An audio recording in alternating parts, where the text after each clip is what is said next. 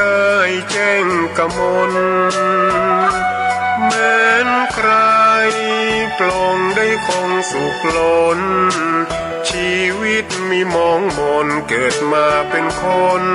สมบูรณ์ดับหายเพียงร่างกายไว้ชีวา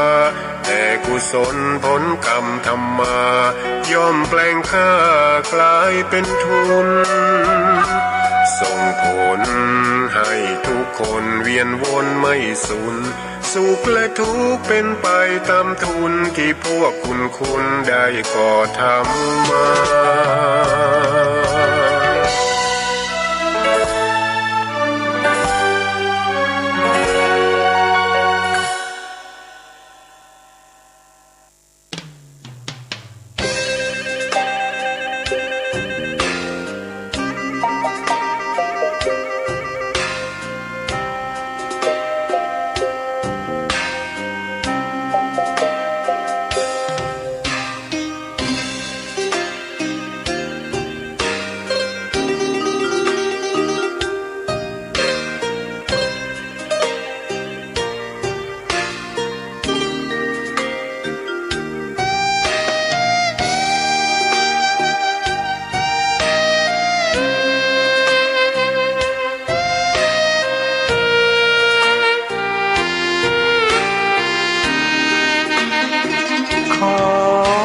ตำนา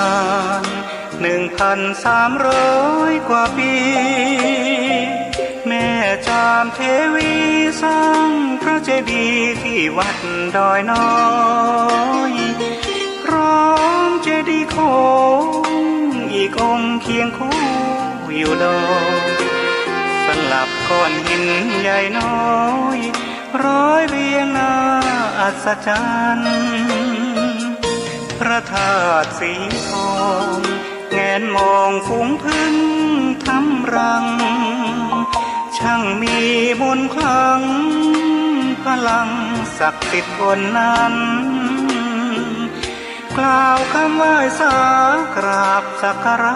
คนลุกขนชันสัมผัสถึงสา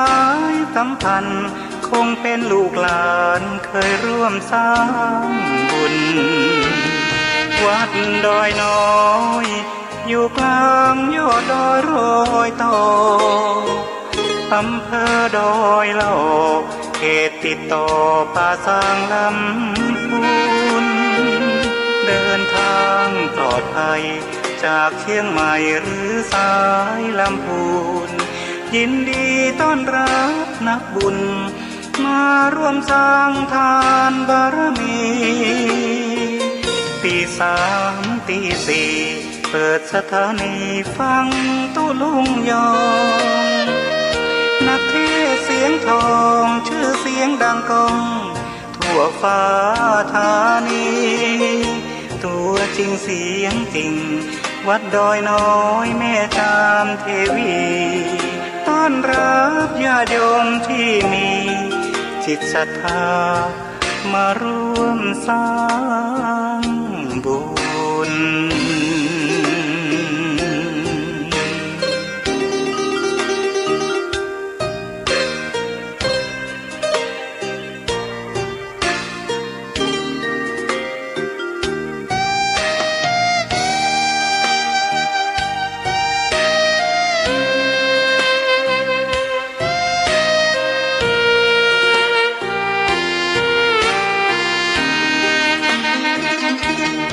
วัดดอยน้อ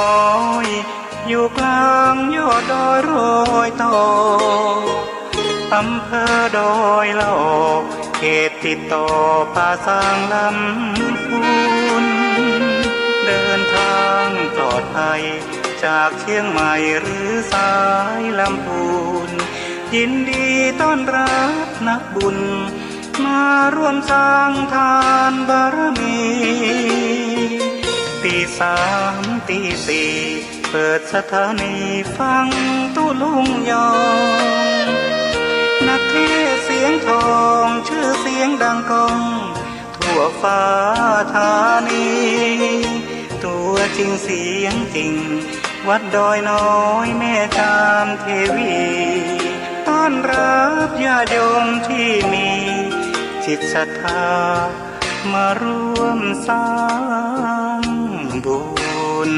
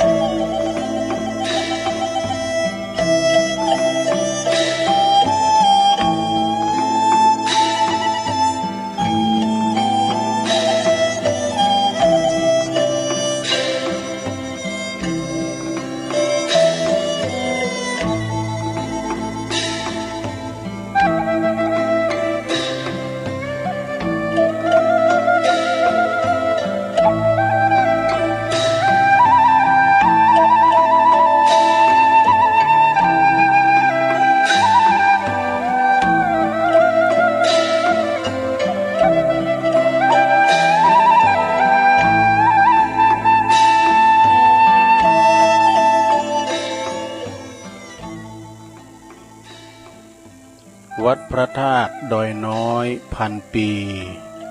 รถดีแคนตาลูปลำใหญ่กวางชนเรื่องชื่อลือไกลกลองใหญ่สืบสารประเพณีขอความนอบน้อมแด่พระรัตนตรัยอันมีพระพุทธพระธรรมพระสงฆ์เป็นสรณะตีปึงกราบแนบไต่ไหวสาถวายความเคารพมายังครูบาอาจารย์พระมหาเถรานุเถระท่านเจ้าคณะพระสังฆาธิการพระภิกษุสามเณรเจ้าจุโตนจุองค์กุวัดวาอารามขอเจริญปอนมายังบรรดาปออกไม่ออกศรัทธาสาธุชนคนดีทั้งหลายปอหลงแม่หลงปอลุงแม่ป่าปีป่าหน้าเอาอาศรัทธาตินจ้องห้องวัดเท่าแก่หนุ่มกำใจยิงต่างหลายเนาะอันเป็นกีฬานุปถากสันนิบาตตันเขาลูกมาเมื่อเจ้าก็มาเปิดวิทยุฟังเปิดเครื่องหับฟังกันอยู่ตั้งบ้านตั้งจองตั้งหอตั้งเฮินก็มาฟังรายการนี้เปิ้นใส่ชื่อว่ารายการสัพเพเหระปกิณกะขอนลุงไก่แจ้งรายการเสียงธรรมแสงทองวันนี้ก็ดำเนินรายการรับผิดชอบเวลาโดยต้นโตแห่งอาตมาภาพเก่ากระผมตุลุงนันชัยวัฒนาคเสโน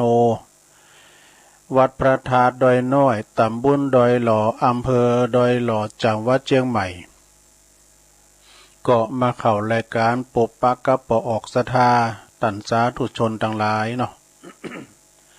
บางพองก็ตื่นจืนกันขึ้นมาเต็มเจ้าแหละบางพองนอนบ่หลับเลยก็มี แต่นอนรับเดี๋ยวมาฟังรายการตุลุงมาตึงเฮ็ดจะไขรับไปบ่อยๆ เป็นรายการกล่อมรับเนาะรับโดยฟังโดยกล่อมปิ้นสังและเนื้อศรัทธาญาติโยมทั้งหลายตามแต่อิริยาบถสีนางนอนยืนเดินนะฟังไปรับไปกล่อมว่ากันวันนี้ก็มาปบมาปะกันแล้วเปิดบ่เหกาดแก้วเสเวลา ตัวลุงก็จะนำไหวพระกันเด้อก่อนที่จะมาประกาศขอบคุณทางสถานีต่างๆเก่าสถานีโดยการชงเจ้านี่เนาะลุกกันมาแล้วบ่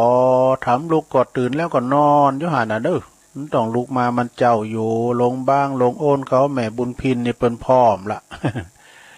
เปิ้นพร้อมกันกูคุณเนาะตึงลงตึงหลายก็เดี๋ยวเอาไหว้พระให้ก่อนเน้อแล้วก็สวดมนต์กันเป็นลำดับต่อไปเนาะ อะระหังสัมมาสัมพุทโธภคะวาพุทธังภคะวันตังอภิวาเทมิ สวากขาโตภะคะวะตาธัมโมธัมมังนามัสสามิสุปฏิปันโนภะคะวะโตสาวกสังโฆสังฆังนะมามินะโมตัสสะภะคะวะโตอะระหะโตสัมมาสัมพุทธัสสะนะโมตัสสะภะคะวะโตอะระหะโตสัมมาสัมพุทธัสสะนะโมตัสสะภะคะวะโตอะระหะโตสัมมาสัมพุทธัสสะอิติปิโสภะคะวะอะระหังสัมมาสัมพุทโธวิจาจารณะสัมปันโนสุขโตโลกวิทูอนุตตโลปุริสะธัมมาสาลาธิสัทธาเทวมนุสสานังพุทโธภคะวะติสวากขาโตภคะวะตาธัมโมสันติติโกอากาลิโกเอหิปัสสิโกโอปันนะยิโกปัจจตังเวทิตาโปวินโยหิติสุปฏิปันโนภะคะวะโตสาวกสังโฆอุจจุปฏิปันโนภะคะวะโตสาวกสังโฆญายะปฏิปันโนภะคะวะโตสาวกสังโฆสามิจิปฏิปันโนภะคะวะโตสาวกสังโฆญาติตังจัตตาลิปุริสายุคาเนอัฏฐปุริสปุคคลาเอสะภะคะวะโตสาวกสังโฆอาหุนายโยปาหุนายโยตักขินายโยอัญจลิกาลนิโยอนุตตลังปุญญเขตังโลกัสสาติจะยันโตโพธิยามุเลสักกายานังนันทิวัตตโนเอวังตวังวิจัยโยโหหิจยสุจยมังคะเลอัปปลาจิตตปันลังเกสีเสปทัพวิปุคันเลอภิเสเกสัปปะพุทธานังอากาปโตปโมทติ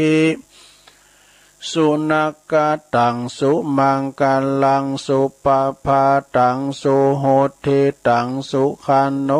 สุมุหุตโตจัสสุยิทังพรหมจาริสุปทักขินังกายกัมมังวาจากัมมังปัทขินังปัทขินังมโนกัมมังปณิทิเตปัทขินาปัทขินานิกาตวนะลาพันตัตเถปัทขิเนสัพพิติโยวิวาจันตุสัพพะโลกโกวินาศตุมาเตภวัตวันตลายโยสุขีติกายุโกภวะอัมภิวาตานาสีลิสันนิจังวุตตาปัจจายโนจัตตาโลธรรมาวาทันติอายุวันโนสุขังปะลังเอาแล้วศรัทธาญาติโยมต่างหลายตัวลุงก็เป็นตัวแทนเป็นผู้นำในการสวดมนต์ไหว้พระพุทธคุณธรรมคุณสังฆคุณโจไปปินตีเรียบร้อยก็ขอคุณพระติตไลรัตนะผ่านแผ่วพระแก้วเจ้าตั้ง3 ประการ จงได้มาปกป้องคุ้มครองรักษาครูบาอาจารย์พระสงฆ์องค์สามเณรเจ้าอยู่กับวัดกับวาเนาะขอให้มีสลีติคาอายุหมันยืนยาวสืบทอดพระศาสนากันไปเผยแผ่สัจธรรมคำสอนอันเป็นคำสอนขององค์พระสัมมาสัมพุทธเจ้าเป็นที่ยึดเหนี่ยวจิตใจเป็นเนิ่นนาบุญศรัทธาญาติโยมทั้งหลายกันต่อไปเน้อพอออกศรัทธาก็เหมือนกันเน้อขอให้มีความสุขกายสบายใจพ้นจากภัยไกลจากเวรมุ่งมาตรปรารถนาสิ่งใดก็ขอสมดังความมุ่งมาตรปรารถนาเด้อแล้วก็ขอให้มีสุขภาพพลานามัยสมบูรณ์แข็งแรงหน้าแดงแสงเฮอเด้อนะอยู่กินอยู่ต้านกันไปจัดใจอยู่กับหอกับเฮินออกไปไหนบ่ออกการเดินทางแล้วก็อยู่กันเว้นระยะห่างเนาะยุคนี้สมัยนี้แล้วก็ขอให้ศรัทธาญาติโยมเนาะอยู่กับบ้านกับจองได้ไปทางใดเนาะอยู่กับบ้านกับจองอยู่กับหอกับเฮินฟังวิทยุกันไปปิ้นส่งเอาวิทยุปิ้นกูไปเนาะต่อไปตัวลุงจะได้มาขอบคุณทางสถานีวิทยุในเครือข่ายที่เปิ้นรับสัญญาณเอารายการธรรมะนี้ไปสู่ท่านผู้ฟังที่อยู่ตั้งบ้านตั้งจองได้ฟังกันนะเปิ้นมีบุญหูกับหมู่เฮาเจ้าขาดทั้งหลายเนาะสถานีที่หนึ่งก็สถานีวิทยุเปิดการศึกษาและวัฒนธรรมวัดฝายหินเนอตำบลสุเตปอำเภอเมืองจังหวัดเชียงใหม่ FM 104.50 เมกะเฮิรตซ์โดยเมตตาบารมีธรรมอาจารย์ท่านพระครูสมุวิสุวัตวรกิจโจท่านอาจารย์ก็ได้เชื่อมสัญญาณไปเป็นที่เรียบร้อยสถานีที่สองสถานีวิทยุคณะสงฆ์อำเภอฝางตั้งอยู่ที่วัดพระบาทอุดมนำบ่อสาวาสำนักวิปัสสนา FM 100.25 เมกะเฮิรตซ์โดยเมตตาบารมีธรรมอาจารย์ท่านพระครูสุจิตานุรักษ์หลวงพ่อใหญ่เขาเนาะเจ้าคณะอำเภอฝางขอบคุณตุปีเจริญโชติธรรมโมเจ้าวัดวัดสันโค้งอำเภอแม่อายลิงสัญญาณไปถึง3อำเภอฟังครอบคลุมกันหมดชัยปราการแม่อายฝาง แต่ฟังกันไปสถานีที่3แดนดินถิ่นล้านนาตั้งอยู่ที่บ้านโฮงโงตำบลนำบ่อโลงอำเภอสันป่าตอง FM 103.50 เมกะเฮิรตซ์โดยคุณรุจิสมบัติเงาคำขอบคุณปีอ้ายเฮาเด้อสถานีที่4สถานีคลื่นธรรมะของชุมชน ตั้งอยู่ที่วัดห้วยตองสักตำบลโขงเปาอำเภอจอมทอง FM 98.75 เมกะเฮิรตซ์โดยเมตตาบารมีธรรมอาจารย์พระครูวาปีวรมานิตอาจารย์ชวาลิชัยวังโสได้ลิงสัญญาณไปโซนไต่ฟังกันแต่ตี2 กึ่งมาละตั้งแต่เพ่งมาแล้วเนาะ สถานีที่5เนอสถานีที่5ก็สถานีวิทยุมนต์เสียงธรรมจากอำเภอแม่แจ่มตั้งอยู่ที่วัดบุภารามตำบลช่างเครื่องอำเภอแม่แจ่ม FM 106.25 เมกะเฮิรตซ์โดยเมตตาบารมีธรรมหลวงพ่อพระครูมงคลวิสิทธิ์หลวงพ่อใหญ่เฮาเนาะเจ้าคณะอำเภอแม่แจ่มเจ้าอาวาสวัดบุภารามขอบคุณทางท่านพระอาจารย์ปลัดเนาะท่านพระปลัดอุทัยแล้วก็ถึง2อุทัยโดยเป็นพระเจ้าหน้าที่ลิงสัญญาณไปละสถานีที่6สถานีวิทยุเน็กเนียวเรดิโอ FM 96.75 เมกะเฮิรตซ์ตั้งอยู่ที่บ้านโจงตำบลทุ่งกวาวนะห้างหุ้นส่วนจำกัดอนุสรณ์เรดิโอเปิ้นกดตั้งอยู่อำเภอเมืองปานจังหวัดลำปางพุ่นเด้อสถานีที่7วิทยุชุมชนคนเหนือเขื่อนตั้งอยู่ที่บ้านดงดำอำเภอฮอดจังหวัดเชียงใหม่ FM 90.75 เมกะเฮิรตซ์เด้อ สถานีที่8สถานีวิทยุเพื่อการศึกษาและก็พัฒนาอาชีพเรดิโอเน็ตเวิร์กนะ FM 103.00 เมกะเฮิรตซ์ตั้งอยู่ที่อำเภอเมืองปานจังหวัดลำปางโดยคุณอนุพงษ์ตาจีนะเนาะสถานีสุดท้ายที่เก่า สถานีวิทยุเรดิโอเน็ตเวิร์ก FM 99.50 วิทยาลัยเทคโนโลยีและการจัดการกฟผ.แม่เมาะลำปางเนี่ยเก่าสถานีสถาญาติโยมปออกทั้งหลายเปิ้นลิงสัญญาณเมื่อเจ้านี่นะตั้งแต่ตี3ปิ้นตุ่นไป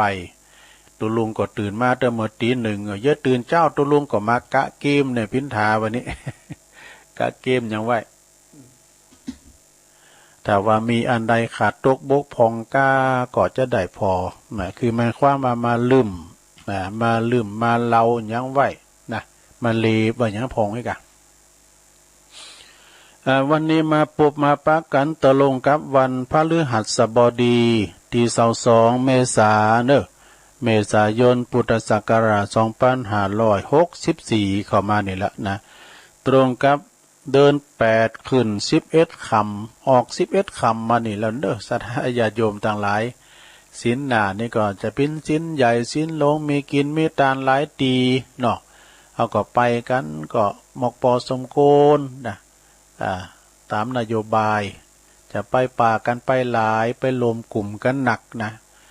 ก็บางทีนี่ก็มันจะล่ำไปเพราะว่าแรงศรัทธาในการทำบุญนะจะเกิน50ก็จะมีพองนะ รัฐบาลเปิดก็กำหนดก็เปิ้นปิ้นโหงเฮานั่นเนาะศรัทธาญาติโยมทั้งหลายวันนี้มาปบมาป้ากันเนาะบางต่านบางคุณนั้นก็ตื่นจืนขึ้นมาแต่เจ้าแต่อันตั้งเมื่อตี2ตี3บางพองก็ยังรับอยู่ในห้วงแห่งการนิทราเพราะว่าการลังฝันอยู่มันเวลาบัดเดี๋ยวนี้มันเป็นเวลารับเวลานอนศรัทธาญาติโยมละอ่อนเข้าไปยาการมามอยเนาะก็เป็นอาหารตาแต่การพักผ่อนนี่นะเป็นว่าเปิ้นว่าเป็นอาหารตาเฮารับไปแล้วเนี่ยตื่นมามันตาสดใสเนาะตาสดใสอันนั้นก็การพักผ่อนนอนรับนี่เป็นการดีที่สุดเนาะแต่ว่าบางคนเนี่ยเปิ้นนอนตื่นเจ้าตื่นเจ้าอย่างตุลุงกันตื่นจะพิ้นต้องตื่นต้องปลุกเวลาไว้ตี 1ลุกมาก็มาเนี่ยทำหน้าที่เปิดสถานีเปิดเพลงให้ศรัทธาได้ฟังกันไปนะแต่ถึงเวลาก็มาเข้ารายการเนาะ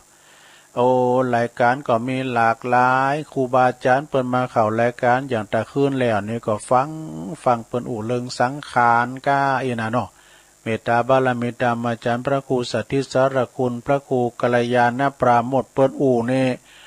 ถ้าเป็นจังซอนนี่โตตองกันดีนะเข้ากันดีอันนี้เปิ้นหวันกันนะแล้วก็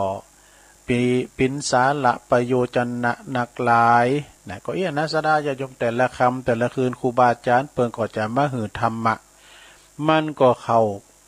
ต่างกับปออกศรัทธาพอดีได้ไปไหนฟังกันทุกโชงรายการเจ้าสายบ่ายเย็นแผ่วค่ำแผ่วคืนบ่ดูเนาะฟังกันทุกโชงรายการเวลาประเดี๋ยวนี้ณระยะปัจจุบันนี่มีหยังเตาเฮาฟังวิทยุศรัทธา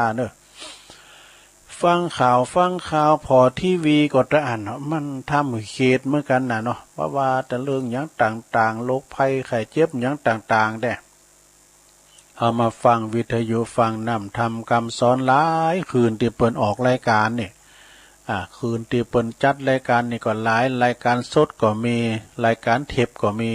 ก็เป็นตีน่าฟังเอาเป็นที่ยึดเหนี่ยวจิตใจโยมที่ยึดเหนี่ยวจิตใจกันไปแล้วก็เฮาก็จะได้เข้าใจในชีวิตของเฮา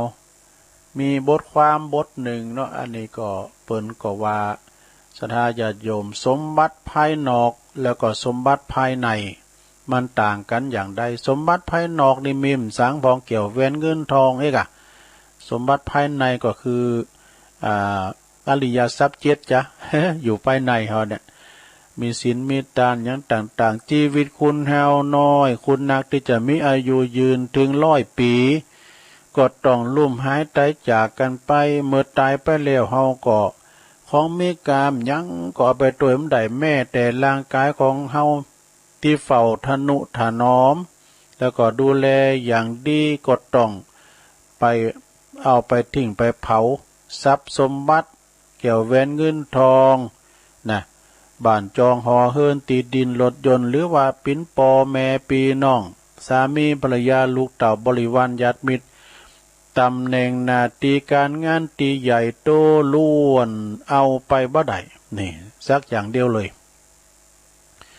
แต่คุณเฮาเนี่ยส่วนมากก็ยังปล่อยว่างบ่ได้นะแม่แต่มีแต่จะยึดมั่นถือบั่นว่าสิ่งนั้นสิ่งนี้นะล้วนเป็นของตนเองของกูอันนี้ก็ของกูนะเกวียนเหลี่ยมนี่ก็เป็นของกูนะครับ ก็จนว่าลืมไปว่าเมื่อเฮาตายไปแล้วเพียงบุญกับบาปเต่าอ่านที่จะติดตัวเฮาไปนะที่จะติดตามเฮาไปตามยถากรรมหรือว่าตามกรรมที่เฮาได้ทำไว้บุญคือกรรมดีที่จะนำพาเฮาไปสู่สุขติแห่งใหม่ที่มีความสุขนะเหมือนว่าเฮาเดี๋ยวนี้เฮาสร้างดูเฮาสร้างหอสร้างเฮือนจะไปอยู่ตีจัดสรรเฮาสร้างว่าจะฮื้อจะได้อย่างนั้นเนาะโอ้จะแปลงเฮือนดีๆก็คือเฮามีศีลมีทานอย่างนี้ก็ทำไปเฮาจะได้ไปอยู่บ้านหลังใหม่เฮาเนาะแล้วก็ว่าเฮาทำบาปดูบาปคือกรรมชั่วที่จะนำพาเฮาไปสู่ทุจริตทุกขตินะ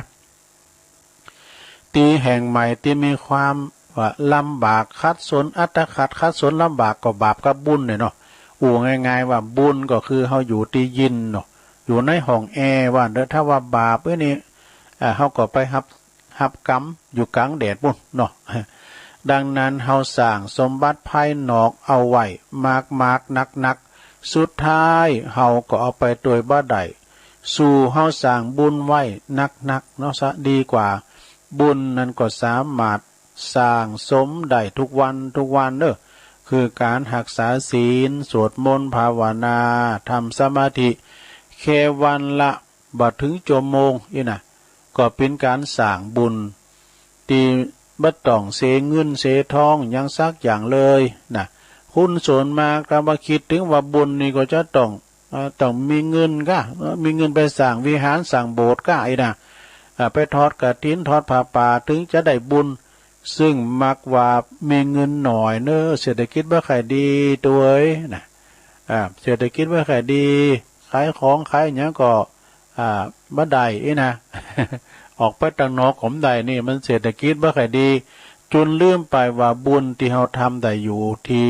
ใจเนี่ยบุญอยู่ที่ใจนะและก็การปฏิบัติธรรมนั้นก็โดยตนเองทำที่ไหนก็ได้ทำที่บุญหอบุญเฮินเฮาหรือว่าเฮาฟังการเปิ่นธรรมการเปิ่นออกรายการวิทยุในเชิงปฏิบัติเนาะอย่างอาจารย์พระครูอภิวัตเนี่ยทำเปิ่นเชิงปฏิบัติเนาะเอาก็ภาวนาโดยไปก็เอาเปิ่นเป็นติดตั้งนี่นะสะดาอันนี้ก็เป็นการปฏิบัติธรรมขอบคุณแม่จันเลื่อนใสขอความดีๆที่เปิ่นส่งปินไล่มานะก็ขอบคุณมาณโอกาสนี้โดยแล้วก็ศรัทธาญาติโยมทั้งหลายต่อไปนี่ก็ตุลุงก็จะเอาเก็ดความโหดที่ได้ศึกษาได้ทำได้เห็นใจคือว่าได้ตองมาก็คือว่ามาสู่สนามรบแล้วก็ต้องเกมพร้อมอาวุธเกมอาวุธให้พร้อมลูกม้ามเจ้ายื้ออยู่หันย้ำตองไว้นะก็เอาที่หันมาพองติหนีมาพองก็ติ๊กไว้อยู่นะซ้ำเตอก็มีแผ่วถ้ำมีแผ่วหนีทานซ้ำเตอก็บานน้ำลายมันเต้นได้ว่าสักก้ามมีก็มีปิยังเวลาตุลุงเปิดเลอะพุกก็มีบันทือก็มีอยู่เนาะความเป็นผู้หู้จักการเนี่ยพระการคือเวลาเนี่ยลงเด้อการละหรือว่าการเนี่ยเป็นเวลาพระการเนี่ยมันกืนสัมภสัตกุสิ่งกุอย่างนะ บ่ว่าตัวมันก็คืนไป กาลเวลานี่พิจารณาความเป็นผู้หู้จักการหมายถึงการหู้จักเวลานะโดยลักษณะจะแบ่งออกเป็น3ประการคือ1หู้เลิงเวลา2หู้กาของเวลา3หู้จักใจเวลานี่เวลาทางนั้นสดาญาติโยมทั้งหลายเนาะหู้เลิงเวลานั้นก็หมายถึงหู้เลิงเกี่ยวกับเวลาเช่นหู้ว่าเวลานี้เป็นเวลาเจ้ากาเวลาสายกาเวลาบ่ายเวลาเย็นกี่โมงกี่ยามวันเดือนปีอย่างนี้เป็นต้นอันนี้หู้กาลหู้เวลาเนาะหู้กาของเวลานั้นก็คือหมายถึงหู้ว่าเวลาเป็นของมีกาเวลาเป็นของมีกาบ่ควรปล่อยเวลาให้มันลงไปเป่าประโยชน์นะจะประกอบกิจการงานอันใดก็คือลงมือทำเสียแต่ในเวลานี้ ในวันนี้เนาะ อย่าเป็นคุณพัดวันประกันพรุ่งเพราะถ้าปล่อยเวลาให้ลงเลยไปโดยบ่ได้ทำอย่างเลยนี่ก็มัวหรือว่ามัวแต่คอยเลิกงามยามดีคอยเลิกหามื้อหาวันเลิกงามยามดีอยู่ก็เท่ากับปล่อยเวลาปล่อยประโยชน์ตีตนควรตีจะตีได้รับให้ลุดมือไปนะต้องตามแนวพุทธประสิทธิว่านักขันตัง นักขัดตังปฏิมาเนนตังอัตโถภาลังอุปัจจคานะอันนี้เป็นบาลีแปลความว่าประโยชน์ได้ลงเลยไปคนโง่ผู้มัวถือเลิกยามนี่นะแล้วก็เมื่อเขาถึงกาลละเนาะกาลละเมื่อว่าเขาถึงกาลละหรือว่าเวลาก็ควรถึงคำว่าเทสะโดยมันมาเข้ากันด้วยกาลละเวลากาลเทสะในกาลบัดนี้ กาลเทสะนี้ก็มีความหมายนะศรัทธาเด้อโดยเพราะว่าเฮามักจะนำไปใจ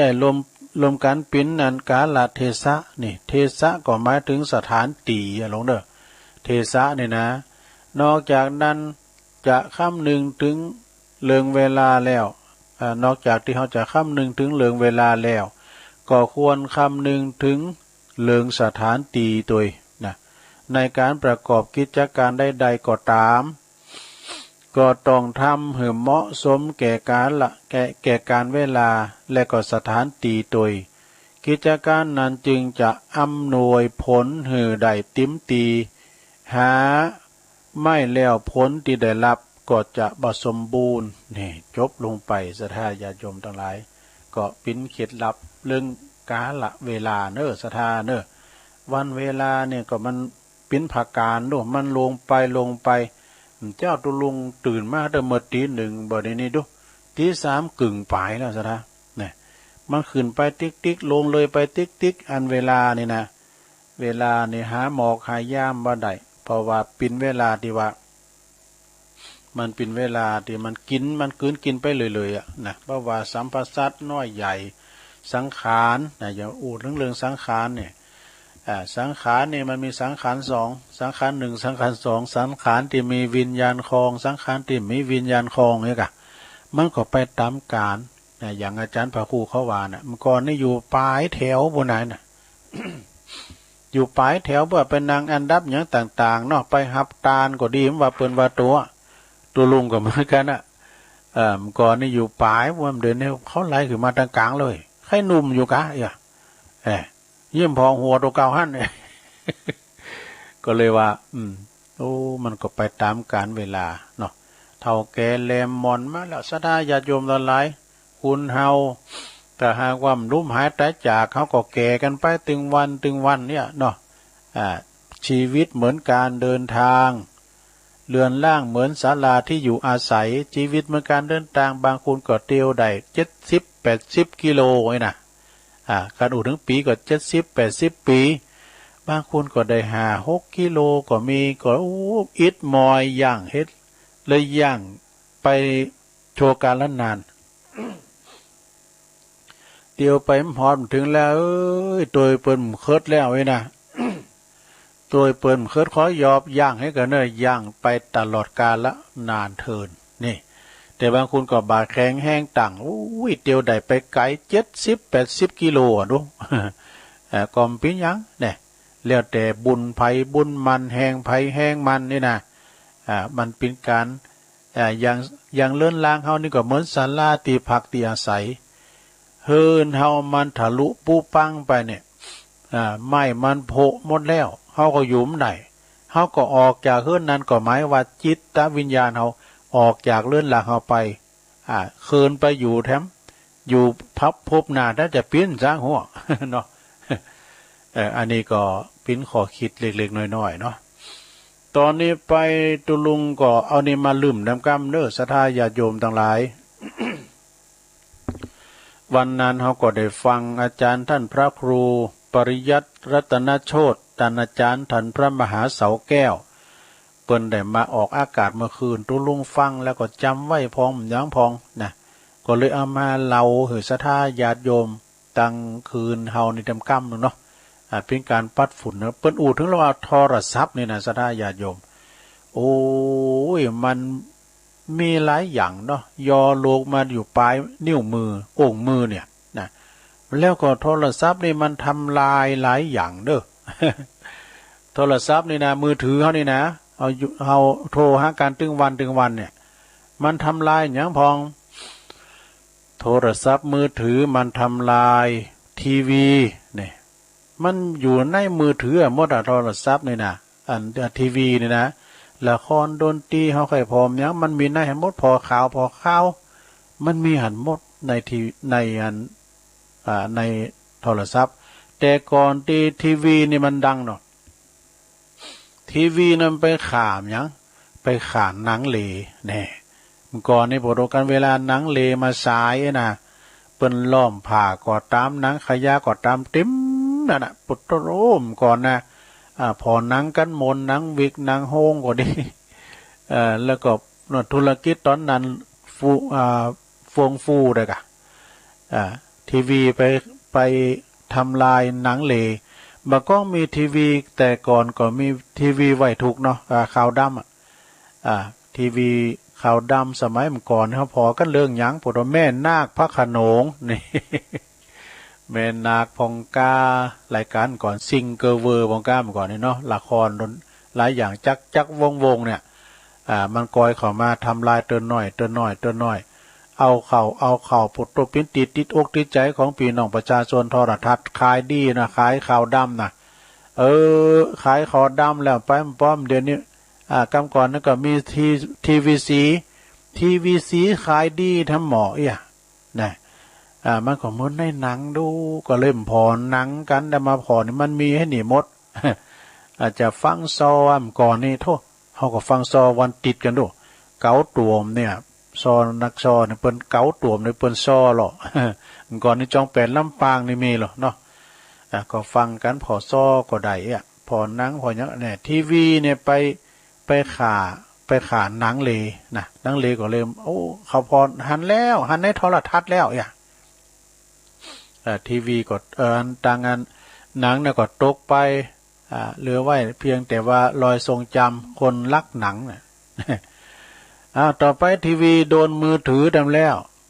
โทรศัพท์มือถือมาขาดทีวีก็เลยจืดจางไปเขาจะอยู่ที่ไหนแต่ไหนอย่างได้ก็ตามอยู่นอกสถานที่ก็พอทีวีได้โดยมือถือนะแล้วก็โทรศัพท์ยังขาคอมพิวเตอร์โดยดู คอมพิวเตอร์ก็โดนนะเนาะก็มันทุกอย่างมันอยู่ในมือถือหมดน่ะซะนะธุรกรรมการงานแม้แต่ว่าสั่งอันนี้ก็เรียกว่านะถอนเงินนะโอนเงินโอนสั่งอยู่ในมือถือหมดซะนะธุรกรรมธุรกิจอย่างต่างๆอยู่ในมือถือหมด มันก็ถึงมอแต่ในสดาเนาะมันมอแต่การเอายกหูกับไผอยู่ไหนก็หูบ่นี่นะแล้วก็โทรศัพท์มือถือยังไปทำลายนาฬิกาด้วยแน่นาฬิกาเฮาใส่ข้อมือเดี๋ยวนี้ก็มีอยู่เท่อยู่แต่ว่าเดี๋ยวนี้กี่โมงจกนาฬิกาจกอัน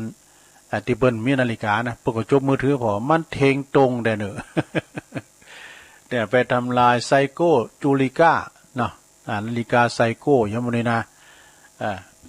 แล้วก็ก่อนนี้ก็ใส่กันนะใส่กันมือถือใส่อันคอมือโทรศัพท์แขวนนาฬิกาแขวนก้าตั้งโต๊ะก้าอย่าง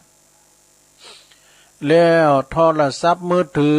ยังไปทำลายอย่างแถมกล้องถ่ายรูปเนี่ยกล้องถ่ายรูปก่อนนี้โกดักก็เป็นฟิล์มเป็นอย่างนี้มันได้ขายดีหรอกธุรกิจตั้งงานกล้องถ่ายรูปนะโกดักก็อย่างประเดี๋ยวนี้มันมือถือนี่ปุตโตคมชัดแต่ถ่ายเลยสูงเลยก็ได้เนี่ยแล้วเปิ้นถ่ายตามงานแถมก่อนนะถ่ายตามงานถ่ายศพครูบาก้านกฮัสดีลิงก้าเนี่ยเปิ้นถ่าย5 นาทีได้นะเนาะอันนั้นก็หลุดหน้าไปแถมโทรศัพท์มือถือก็ยังไปทำลายกล้องถ่ายรูปโดยลงเอ้ยเนี่ยกล้องถ่ายรูปก่อนนี่เฮาต้องเอาพกไปตัวยะเอาเข้าตกไปนะกล้องมือถือเนี่ยกล้องถ่ายรูปโทรศัพท์นอกจากนั้นก็ยังไปฆ่าหรือว่าไปทำลายกระจกเงาแว่นแฮมเขาแย่งแว่นในโทรศัพท์ก็ได้วะเอาตุลุงก็ได้นี่เนี่ยเฮาจางแบบนี้เปิ้นพอได้ไหนพูดนี่กระจกมือถือกระจกแว่นแย่งแว่นนี่นะก็ไม่ต้องใจก็ได้มันมีหันหมดมันมีในมือถือน่ะในโทรศัพท์มือถือโทรศัพท์มือถือนอกจากนั้นก็ยังไปทำลายแหมหลงทำลายหยังทำลายหนังสือพิมพ์นี่หนังสือพิมพ์เนี่ยเขาจะอ่านข่าวเนี่ยนะมันอยู่ในมือถือมาก่อนหนังสือพิมพ์ก่อนเนี่ยสดาโยมอะไรเนาะ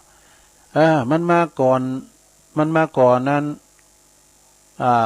หนังสือพิมพ์ก่อนนะข่าวในอันน่ะแล้วข่าวนี่ก็ทำอย่างนึงเนาะข่าวเต้ก็มีข่าวปลอมก็มีไปจือมดก็ไม่ได้นะสันเตอคลิปอย่างต่างๆเนี่ยนะสดานะเฮาก็ไปเจอแต่ก็ไม่ได้สันเตอก็มันมีข่าวปลอมก็มีเนอะไปทำลายหรือว่าไปทำลายหนังสือพิมพ์ตัวนี่โทรศัพท์มือถือนอกจากนั้นก็ยังไปทำลายอย่างให้ไม่หลงบ่หลงยังไปทำลายเครื่องลิ้นเรื่องว่าตู้เกมต่างๆเกมเนี่ยสถานญาติโยมละอ่อนเนี่ยเดี๋ยวเขาเล่นด้วยมือถือหรอกเอาลิ้นเกมนี่ละก็แท็กมาดึงลิ้นเกมอย่างพระเขาจำเตือนนั้นจะไปเราเอาก็ว่าอยู่กุ้นจอกกุ้นแจงเขาลิ้นเกมนู้มันทำลายตู้เกมเครื่องลิ้นเกมอย่างต่างๆโดยโทรศัพท์มือถือมันมีในหันหมดหรอกเฮานี่หำจางแหละแล้วก็ถ้าญาติโยมทั้งหลายโทรศัพท์มือถือเนี่ยมันยังแบบมันทำลายตัวมันเองด้วยนะมันทำลายอย่างมันทำลายโทรศัพท์บ้านด้วย053เดี๋ยวนี้มันเคยมีแล้วนะหลวงแต่ก่อนที่วัดพระธาตุดอยน้อยที่สถานีนี่นะก็มีอยู่นะแล้วอาจารย์พระครูก็ยกเลิกไอ้ตัวหลวงยกเลิกไปเลยเอามือถือตัวลุงขนาดจูขนาดโอ้ก็ยกเลิกไปเนี่ย053เนี่ยนะ052 053ทำลายกันเองเลยนี่มันได้เกิดแล้วโทรศัพท์บ้านนี่นะแล้วก็นอกจากนั้นหลวงโทรศัพท์มือถือยังไปทำลายอย่างเครื่องบันทึกเสียงนี่มันบันทึกเสียงก็ได้นะสถานญาติโยมสัมตือเฮาโทรไปนะเปิ้นบันทึกเสียงเฮาก็มีนะไปว่าไปเลยมันได้เนอะบันทึกเสียงได้นะซะนะแล้วก็กะนเอาบันทึกเสียงนี่อย่างมันไปเตะทำเนี่ยบันทึกเสียงได้สบายนะเสียงชัดเจนด้วยนะก่อนเฮาต้องมีวิทยุเทปเนาะเอาไปบันทึกเสียงเนี่ยบันทึกเสียงก็โดนทำลายเนี่ยแล้วก็สดาญาติโยมโทรศัพท์มือถือเนี่ยยังไปทำลายอย่างแถมยังไปทำลายไฟฉายเนี่ยก้มบีบลงเนี่ยก็มันมีไฟฉายในตู้หมดเฮาเตี้ยแจงจะดีแล้วหลวงปู่โท อ่านหนังสือก็ได้เนอะไปเสียบหูกระแจยังได้หมดแจงจะดีนะโอ้เนี่ยมันปีนไปได้เนอะสดาญาติโยมทั้งหลายในมือถือยอโลกเข้ามาในฝ่ามือเองแต่โทรอันแล้วก็ยังป้อนะสดาโทรศัพท์มือถือนี่ยังมันไปทำลายบัตรประชาชนด้วย มันจะมีในมือถืออันโมดเนาะแล้วก็สดาญาติโยมโทรศัพท์มือถือยังป้อนะยังไปทำลายอย่างแถมทำลายปฏิทินเนี่ยปฏิทินต่างโตปฏิทินแขวนกันเนี่ยมันอยู่ในมือถือมือจันทร์วันดีก็จะมีหันโมดสดานี่ปฏิทินแต่ว่าเฮานิ่มละแล้วเฮาก็พอยุ่มเจ้าขี่คำก็พอนะมันเฮาพอที่ในมือถือมันจะจาง เนี่ยเป็นว่ามันไปทำลายหลายอย่างมันไปข่าหลายอย่างในมือถือเนี่ยนะแล้วก็ไปปอสดาญาโยมโทรศัพท์มือถือนี่ทำลายอย่างเอาละเข้าโต๊ะเก่าเอาล่ะทำลายสายตาเนอะพอมึนจำไปก็บริวันคำนี่ก็ทำลายสายตาเขาเหมือนกันน่ะเขาก็วิ่นระยะห่างพ้องนะพอพ้องยังพ้องเอกจำเตือก็งุมอยู่ในวันคำไม่ได้กินอย่างก็เนาะแล้วก็สุดท้ายซะนะโทรศัพท์มือถือยังทำลายอย่างแถมมันทำลายกับเป๋าตุลุงเลยนี่ อีกนานมาดูว่ายอดเงินของคนใกล้จะหมดกรุณาเติมเงินด้วยขายเนี่ยมันทำลายกับเป๋าตุลุงกระเป๋าจะตั้งตุลุง มันดึงไว้นี่อันนี้ก็คือยอโลกขออยู่ในองค์มือเนอะสดาญาติโยมทั้งหลายมันมีหันโมดเปิ้นถ่ายทอดอย่างต่างประเทศก็มันอยู่ในโลกก็อยู่ที่หันนะโลกเนี่ยเพราะว่าโลกโซเชียลเนี่ยโลกเนี่ยมันมีหันโมดนะส่งเฟซส่งไลน์ส่งยังก็น่ามีหันโมดมันเป็นปัจจัยตีหาแล้วนะ เนาะโทรศัพท์มือถือนี่นะสดาก็ต้องขอบคุณท่านพระครูปริยัติรัตนโชติอาจารย์มหาเสาแก้วเปิ้นเขียนไว้อย่างดีตุลุงก็เอามาลืมแถมอย่างนั้นสดาญาติโยมเนาะ เอามาลืมแถมหรือว่าไผแต่ตู่เทงพวกเนี่ยก็มันพินอย่างอ่านแต่นี้โทรศัพท์นี่นะโทรศัพท์เนี่ยมันมีหันโมได้แม่เอ้ยอย่างจำตัวเขาใครฟังเพลงเก่าก็มีนะใครฟังน้ำฟังธรรมพอใน YouTube มันหรอมีหันหมดฉะนั้นเขาจะไปอันใหม่ก็ละอันเก่าเขาก็เอาอันใหม่อันใหม่เขาก็เอาอันเก่าเขาก็ละก็พอเป็นบ้างข้างเป็นบ้างเวลาเนาะการห่มพอการห่มหู้ก็ตกอยู่หน้าบ้านเมืองเขาปิ้นจะได้เนี่ยบ้านเมืองเขาปิ้นจะได้จำตัวเขาก็หู้สดาญาโยมทั้งหลายอย่างวันวาเนี่ยตุลุงพอข่าวเนาะก็พอข่าวในโทรทัศน์นะอันนี้ก็สำหรับคนที่หักหมาเนอะสถานเนอะสุนัขะนี่นะพอเขาก็เป็นที่หักแต่เขาก็กันอยู่ต้นมันก็ถึงหายงอมหลวงตาเนี่ยเป็นอายุ80 ปีแล้วหลวงชราภาพนาแกแหละหลวงตาหน่อยจือปนะปูนเปิ้นอยู่บุรีรัมย์บ่แล้วก็เปิ้นหักหมาเลี้ยงมาแต่น้อยจือว่าเจ้าจอดเนี่ยเจ้าจอดเป็นหมาดำไหมวะก็การนั้นม้าเจ้าจอดนี่มันหนีไปไหนก็ตาหลวงตาหน่อยเนี่ยไปซอหาผอเปี้ยอยู่กลางถนนไปว่าดูหลวงตาจอดโทษสุมาเด้อหลวงตาน้อย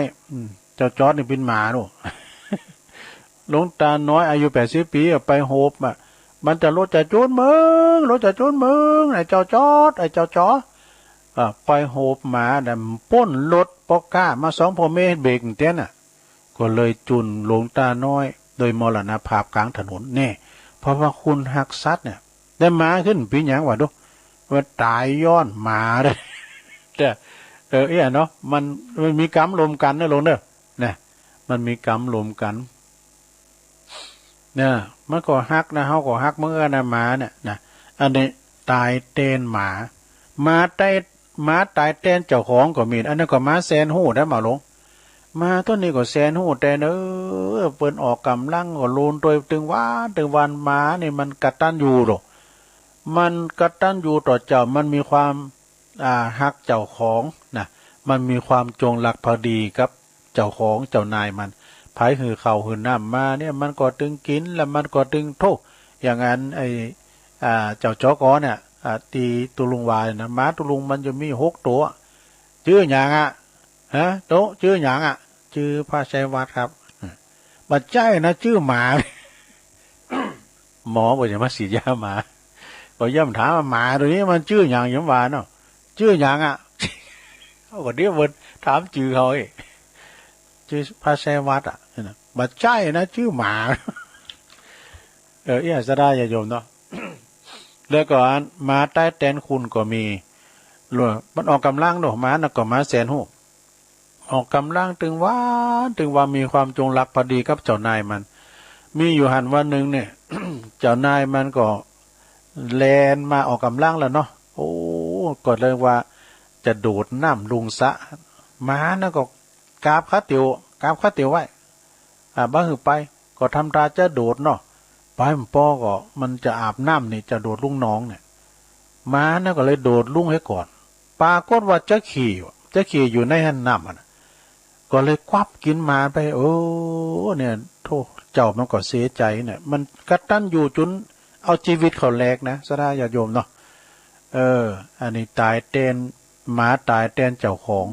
อย่างว่านานิมต้าเนี่ยปุตุม้าขย้ำเจ้ามาจุนตายนั่นมาพันเนี่ยด่ะจะไปประมาทเด้อมาพันมันเขตนะอย่างมาพันเลบเฮามาธรรมดาเฮานี่มันเป็นหยังไงลูกนะ มันมีเขตกันเฮาไปในมาเนี่ยมันมาต้อนรับนะโบกไม้โบกมือก็คือมันแกว่งหางมานะ สักวันจะเอาเลืองมาอุ่นมากำกันมันมีในหนังสือนะมันมีในหนังสือเหมือนกันสิ่งที่นาสาระเลืองน้ำเนาะน้ำจะไปลืมแต่กินน้ำหนักนี่อย่าเปิ้นว่า น้ำที่เปิ้นมาต้อนรับแขกก็คือน้ำชากาแฟน้ำห่อนกินน้ำห่อนนี่ปิญญาเนอะสถานเนอะน้ำบาได้เนี่ยก็กินหนักก็ปิญญามันคับของเสหรอเนาะเอาได้คับได้ถ่ายปัสสาวะกามสังกาเนี่ยนะก็คือปินน้ำที่ว่าเฮาได้กินตุลุงก็กินน้ำอุ่นน้ำห่อนกินน้ำบะปีนพองอย่าง น้ำบะปีนหรือว่าน้ำมัดตูมเนาะเอาฮักใส่ซักแว่นนี่นะฮักใส่นะเดี๋ยวน้ำห่อนก็ใส่เลิ้งกินแล้วโลงคอดินะแต่มันโลงหูดังนะก็ดังมันเตียนเลยมันนางมึนจ้ะนี่แล้วก็น้ำที่เฮาทำให้ทำนาก็คือน้ำบาดาลน้ำฝนประเดี๋ยวนี้น้ำนี่ก็ใครวิกฤตเหมือนกันเนอะสถาเนาะแต่น้ำปิงยึงขึ้นมาเนี่ยฝนให้ตกตั้งงานปุ่นตั้งเก้าปิงตั้งคุณปิงตั้งเจงดาวกาปุ่นน้ำปิงสีว่ายึงมาเนอะน้ำบาดาลน้ำฝนแล้วก็น้ำที่อุทิศส่วนบุญส่วนกุศลก็คือน้ำหยาดเนี่ยน้ำหยาดนี่สดาญาโยมครูบาอาจารย์ประกอบว่ากันหลายนะถ้าว่าโยมมาตานขันเข่าจะหยาดน้ำไม้ต้านไปหาญาติกาวงศาพ่อแม่ก็หยาดโดยตนเองนะโยมนะไม่ต้องเอาเหตุตุเจ้าหยาดนะการเป็นถึงว่ายะทาวาลีวาหายนะหยาดไปหยาดไปครูบาเป็นหนึ่งว่าถ้าเวลาเปิ้นทำหาปอหาแม่เอาก็กึดว่าอีปออีแม่ถ้ามานั่งกินอยู่หาตรงหน้านะหยาดน้ำรับตาน้อยๆเหมือนอีปออีแม่จะมากินไหนน่ะ นี่หยาดน้ำหยาดเนอะอย่างเข้าไม่เข้าตอก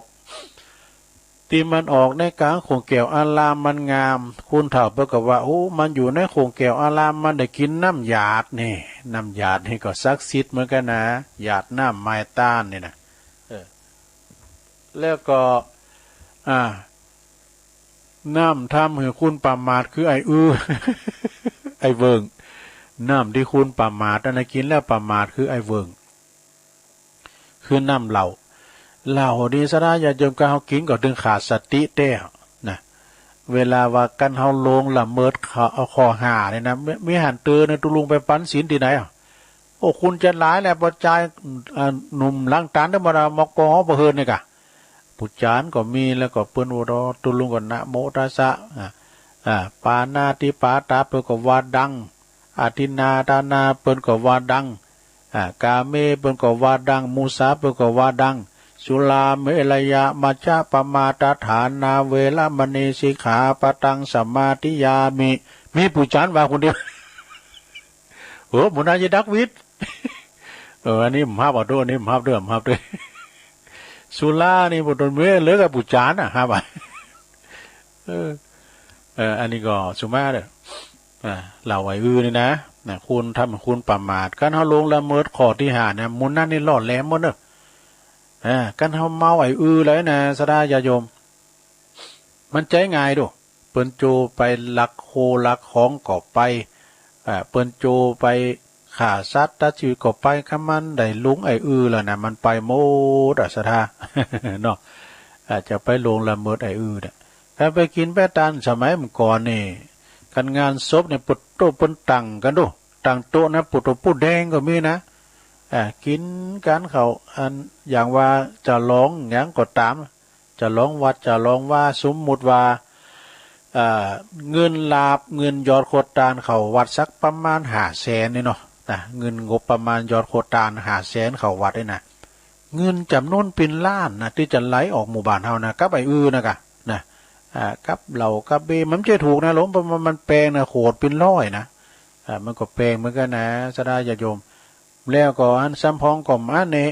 ที่จะไปหอมโคนะพองมันใส่ซองมันยังปิดได้ดมปิดตายได้ดมมันพอกันมาเลี้ยงดีมดีเนี่ยมันเอาหยังปูแดงหรือว่าไอ้สลทหรือว่าหยังมันเลี้ยงดีก็หอมก็มาเลี้ยงดีก็ถอนยอด สมัยก่อนเมื่อเดือนนี้มีเนาะไอ้นี่นะมีตัวตือก็6อย่างนี่นะเปิ้นว่านะอันสุราเมลัยใช่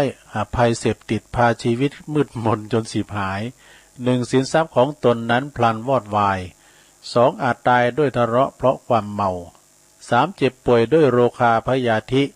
4ถูกตำหนินินทาพาอับเฉา5หน้าด้านหนักหนาเวลาเมา6โง่เขาปัญญาหดหมดสิ้นเลย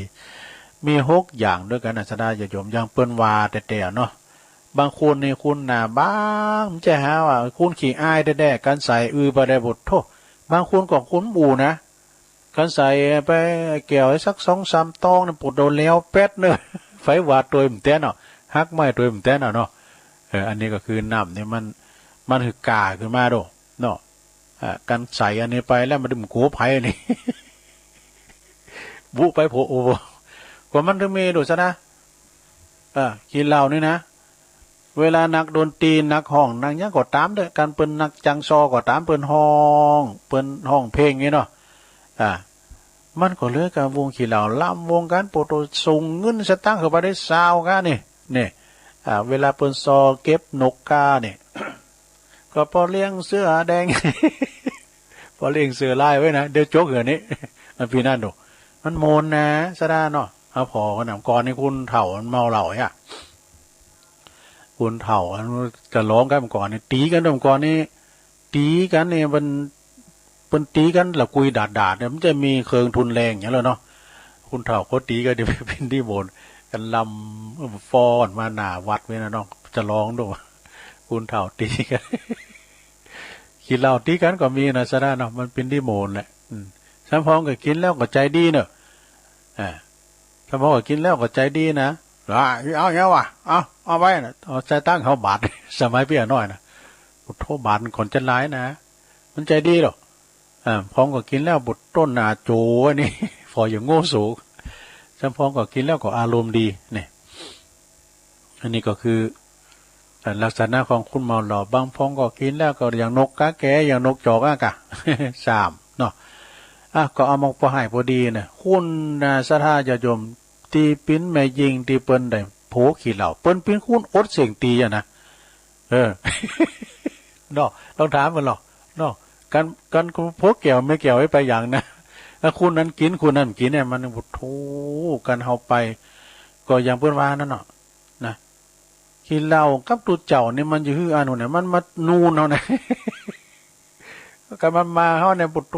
ก็มันสาบขี้หามันน่ะสมมุติไข่หากได้สุมาเด้อเฮาก่อนก็ได้อันโอ้แล้วก็อันกันแล้วมันมานูนตุเจ้าดิอันขี้เหล้าน่ะมาตำรวจทหารมีหาเนี่ยมันเหมือไก่แต่ก็มันก็ขอดีมันก็มีอยู่ มีการมีงานเนี่ยก็แล้วครับเมื่อเนาะกุนหมุนได้หมดเนาะเก็บโต๊ะเก็บต่างเก็บเต้นเอาไปต่างไว้สัก2กล่องแล้วหมดแล้วกับข้าวหมดโทแล้วก็ไอ้กุนหมุนหมดเก็บโคเขาสูงวัดเขาตีเขาต่างนี่นะควรได้หวีผมโหเหลิ่มไว้ก้าใส่นิกไทใส่สูทโอ้มีทางเป็นจะมาคุณตัวคุณต่างเนาะดีกว่าหันให้กว่าหันเด้อพี่น้องเฮาพี่น้องช่วยการช่วยงานแต่เนาะอันนี้ก็คือน้ำทำให้คนประมาทคือน้ำเหล้าแล้วก็น้ำที่เกิดจากอาการดีใจและโศกเศร้าก็คือน้ำตานี่คุณเฮานี่นะสระการเวลาปีติล่ำไปมันก็น้ำตาออกเหมือนกันนะสระและอย่างตัวลูกในน้ำตาตื่นเลยอย่างหน่อยกันนั้นหันอย่างมันปีติเนาะมันกัดอกนะน้ำตาจะลื่นลานอันนี้แล้วก็กันเสียใจก็น้ำตาตกโศกเศร้าเสียใจปีติยินดีก็มีน้ำตาก็เป็นธรรมดาเนาะแล้วก็น้ำกิเลสตัณหาแล้วก็น้ำตีงดงามก็คือน้ำจิตน้ำใจเนี่ยเน้อศรัทธาญาติโยมทั้งหลาย น้ำจิตน้ำใจเนี่ยจะเป็นละกันแต่หือแบ่งปันน้ำจิตน้ำใจหือกันช่วงนี้ยุคนี้สมัยนี้นะศรัทธาอย่างตุลุงเขานะปาถนาดีกับศรัทธาญาติโยมทั้งหลายเจ้าแจงก็มามาจ้าเปิ้นหายงอมให้งานไปน่ะเนาะว่าคำคืนเจ้าแรงช่วงนี้แล้วมันเขาล็อกเขาต่างแต่อีปออีแม่เขาไม่ได้ไปไหนอยู่กับบ้านกับจ้องอยู่กับหอกับเฮินน่ะเพื่อฟังกันไปเนาะรายการสดๆมีหลากหลายนะแต่ทุกช่องหรือว่าเขาไหลไปทางใดปะครูบาอาจารย์ประสงค์องค์สังฆเจ้าเปิ้นได้เทศน้ำเทศธรรมไปเขาก็ฟังไปเนาะฟังกันไปเปิดเป็นย่อมจิตย่อมใจยุคนี้สมัยนี้จะต้องอาทรนะมีน้ำจิตน้ำใจมีความสามัคคีสามัญสามัคคีกันนะเป็นน้ำหนึ่งใจเดียวมีกันก่อนนี้มาข้างแรกเนาะรุ่นแรกนะก็มีตู่แบ่งปันตู่ปันสุกเดี๋ยวนี้ก็ปันน้ำใจกันเนาะปันน้ำจิตน้ำใจกันนะจะไปออกแอวไปไหนจะไปลาเลิงไปไหนก็ปอบานไม่บานก็ไปโวยมาโวยเนอะ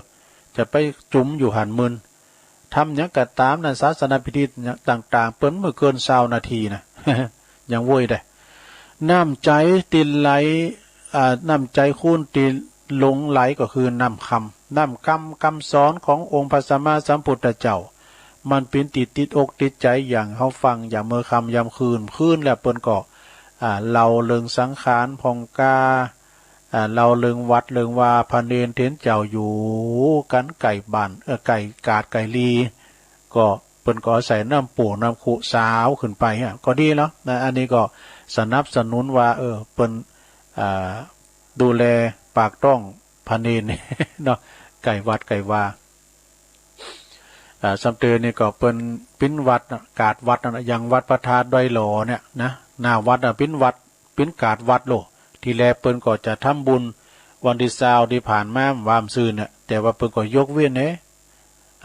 ยกเว้นเพราะว่าเกี่ยวกับโรคภัยไข้เจ็บอย่างต่างๆนี่นะเนาะแล้วก็มีแผวงานเป็กงานโบสถ์งานปอยเปิ้นก็ยกเว้นนี่สำเตอนะสราญาโยมเนาะงานกินแขกแต่งงานก็ตามเอากันเงียบนี่เอาพอก็เอาแบบนี้นี่เปิงได้กะเนาะเปิงอย่างงานวัดงานวายุคนี้สมัยนี้ก็เปิงคูณก็หลาย น้ำคำเนอะน้ำตีอยู่ในขันโตกน้ำที่ใส่โคกตั้มก็คือน้ำพริก น้ำพริกเนาะอยู่ถึงเรื่องน้ำนะสระน้ำพริกแล้วก็น้ำก่อนใสๆในกระติกคือน้ำแข็งนี่น้ำแข็งกินได้ก็กินแต่กินบ่ได้ก็กินมีการมือถือแต่มันทำลายตู้เย็นนะได้ น้ำแข็งมันอยู่ในตู้ในโทรศัพท์มือถือมันจะได้เนี่ย ตู้เย็นเนี่ยยังคลองอันดับอยู่เนอะมูลนั้นเนี่ยมันขาเพิ่นไปหมดโทรศัพท์มือถือนี่นะลง แล้วก็น้ำตีเปิ้นนั้นย่อใส่แกงก็คือน้ำป่าน้ำตีเปิ้นอยู่กลางตุงกันหน้าก็คือน้ำปูตามน้ำพริกน้ำปูก็ล่ำนะน้ำซับปันอยู่ก็คือน้ำธรรมคำสอนเนี่ยเนอศรัทธาญาติโยมทั้งหลายน้ำธรรมคำสอนขององค์พระสัมมาสัมพุทธเจ้าการเอาไปประพฤติปฏิบัติถือปฏิบัติก็ดีอย่างครอบครัวบางครอบครัวเนี่ยศรัทธาเปิ้นสอนลูกสอนหลานแต่น้อยสอนสวดมนต์ไหว้พระสอนสวดมนต์ไหว้พระอย่างก่อนเนาะก่อนน้องเฟื่องฟ้าเขาก้าเนี่ยเปิ้นสวดโธเดี๋ยวนี้เปิ้นก็ปอเห็นสูงละแล้วก็หลายๆละอ่อนที่เปิ้นฝึกสูตรโยโกห้องนะแล้วก็ฝึกไปวัดไปว่ามันซึมซาบหรอลูกหลานตันเต่าใดเขาวัดเขาว่าไหวพระนบธรรมหือมันจางนี่นะแล้วก็สอนแต่น้อยการเอามาวัดมาวายนี่มันก็จะได้ซึมซับไปแล้วการเอาไปในห่างก็เสียงตั้งเนาะ การเอามาวัดมาวานี่ก็ได้ยันได้ฝึกโดยฝึกกราบกันไหวตัวเนาะ เนี่ยนะนำทำคำสอน โอ้การเอานางมือนี่มันจะมันใจมือมันใจไข่นะหลวงนะมันดังเต้นไหนแล้วก็นำเจริญปอนนี่นำอย่างนำมนเนอสะดาเนอนำเจริญปอนนี่นะเจริญพุทธมนต์ก็เป็นน้ำมนต์เนี่ยสะดาน้ำพระพุทธมนต์นะก็คือเป็นน้ำมนต์ที่ศักดิ์สิทธิ์เอาพระพรหมน้ำพระพุทธมนต์ต่างๆนี่นะก็คือเป็นน้ำมนต์ที่เฮาได้สวดโยโกห้องอย่างครั้งอย่างเตียนที่เฮาสวดมนต์หน้าวิหารน่ะเนาะที่เปิ้นตานไม้กำสลีกำสังฆานี่นะก็เป็นการที่ว่าเป็น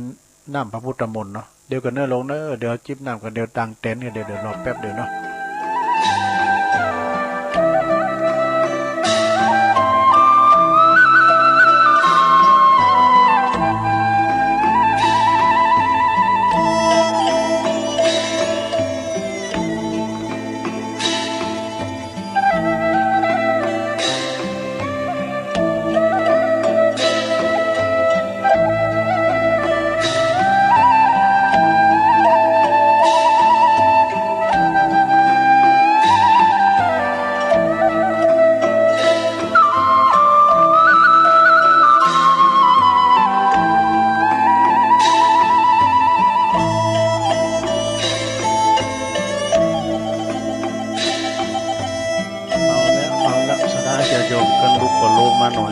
พอดีแล้วเนาะเดี๋ยวจะเสียเวลาเป็นนำมาอู่กันต่อสถาญาติโยมทั้งหลายมาอู่กันต่อไปก็อันนี้ก็มีทั้งอย่างหนึ่งนะสถาญาติโยมมันก็มีปิ้นอย่างไป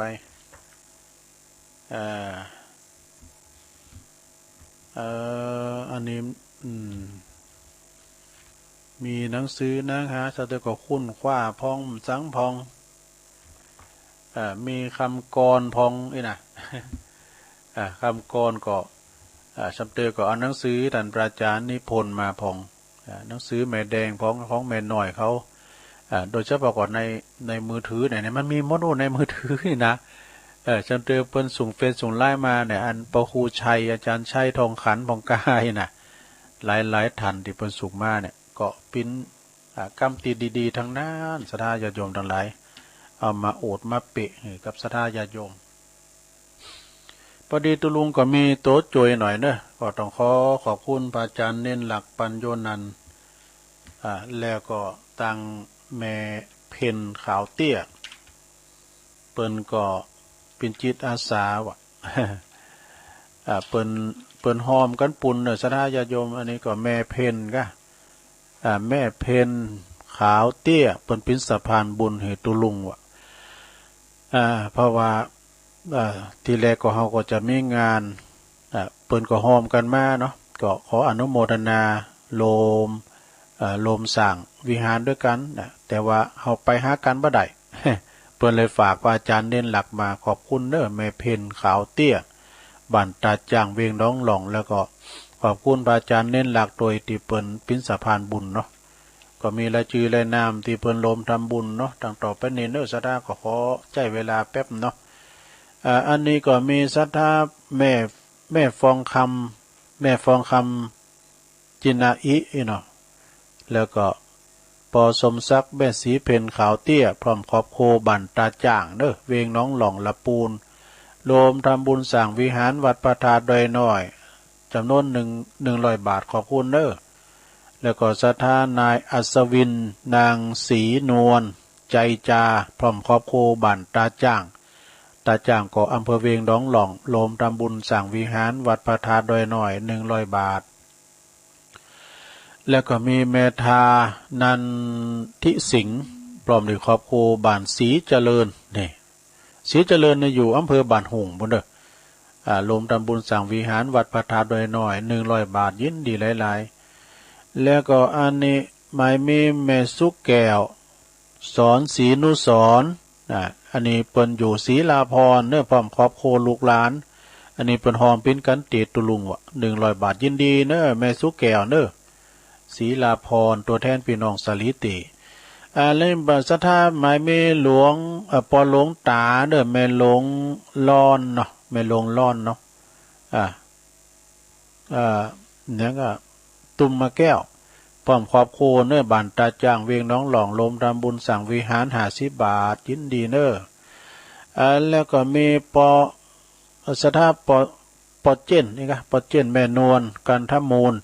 พร้อมครอบครัวบ้านเวียงน้องหล่องเด้อรวมทำบุญ50 บาทสั่งวิหารวัดพระธาตุดอยน้อย ขอขอบคุณตัวแล้วก็มีแม่แก้วศรัทธาแม่แก้วคลองลัดก็พร้อมครอบครัวบ้านเวียงน้องหล่องเด้อรวมทำบุญสั่งวิหารทั้ง50 บาทนางสาวศิลาการนี่ก็ศิลาการเนาะถ้าอ่านผิดพลาดประการได้สุมาเด้อ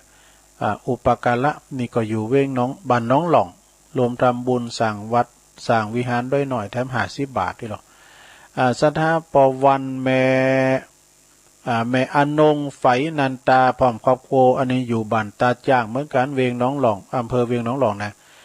รวมทำบุญสั่งวิหารวัดประทาดอยหน่อย50 บาทก็มีปอ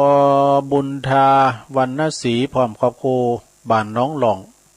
แล้วก็อำเภอเวียงน้องหล่องรวมทำบุญสั่งวิหารแถม50 บาทแม่ชันนี่นะแม่ชันกันตุ่นพร้อมด้วยครอบครัวบ้านสลิเตเน้อบ้านหงรวมสั่งในการเตตุลุง50 บาทยินดีหลายๆแม่นำศรัทธาแม่นำปัญญาฟูพร้อมครอบครัวพี่น้องบ้านตาจ้างรวมทำบุญสั่งวิหารวัดประทาดอยน้อยทั้ง40 บาทแม่ศรัทธาแม่จันทราสิริลำปางบ้านสลิเต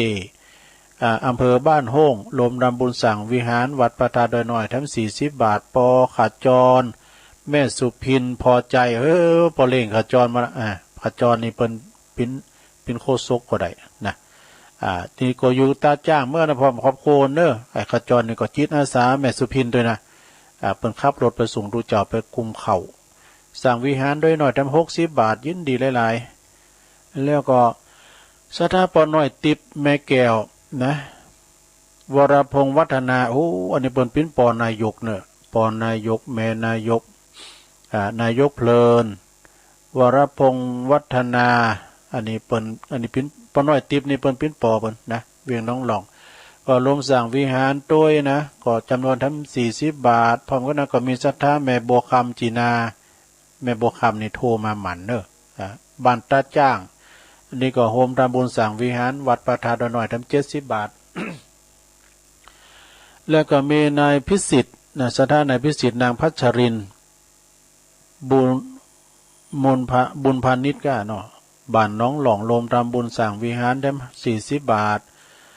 ศรัทธาแม่มาชัยยศพร้อมครอบครัวบ้านตาจ้างเวียงน้องหล่องแถม40 บาทสั่งวิหารแม่อุ้ยมูลแก่นอิวพร้อมได้ลูกหลานครอบครัวบ้านน้องหล่องอำเภอเวียงน้องหล่องรวมสั่งวิหารแถม40 บาทแล้วก็มีศรัทธาแม่ติบธรรมมหา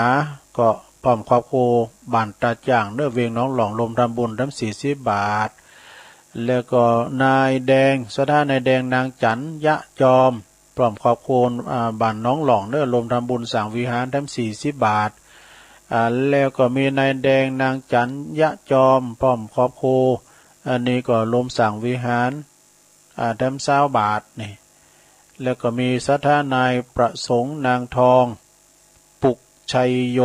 นะพร้อมครอบครัวบ้านตาจ่างลมทำบุญทั้ง20 บาทเนอะมีสถาแม่นงไวสุภาวงศ์ก็บ้านตาจ่างลมทำบุญสร้างวัดสร้างวิหารด้อยหน่อยทั้ง20 บาทเนี่ยอันนี้เลิมมานี่อันนี้แม่คำแปลงปทุมทา สันหินฝ้าหลัง200อันนี้ตกข้างเนาะก็ขอบคุณเด้อสถาดีเปิ้นมีน้ำจิตน้ำใจพร้อมกันนะก็ขอขอบคุณตังแม่เพ็ญขาวเตี้ยแล้วก็พระอาจารย์เน้นหลักด้วยเนาะเป็นผู้ประสานงานต่างๆแม่เพ็ญเปิ้นลมย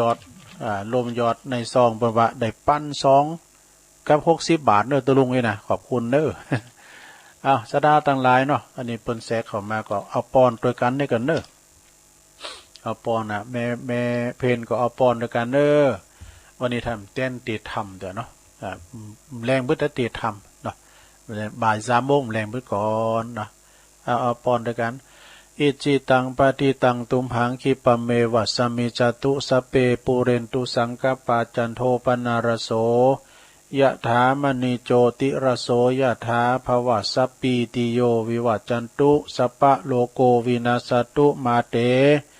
ภวัตวันดรายโยสุขีติคายุโกภวะอภิวาตานาสีริสนิจังวุธาปจายโนจัตตารโอธรรมาวาทันติอายุวันโนสุขังปะลังเอาแล้วเนาะสถา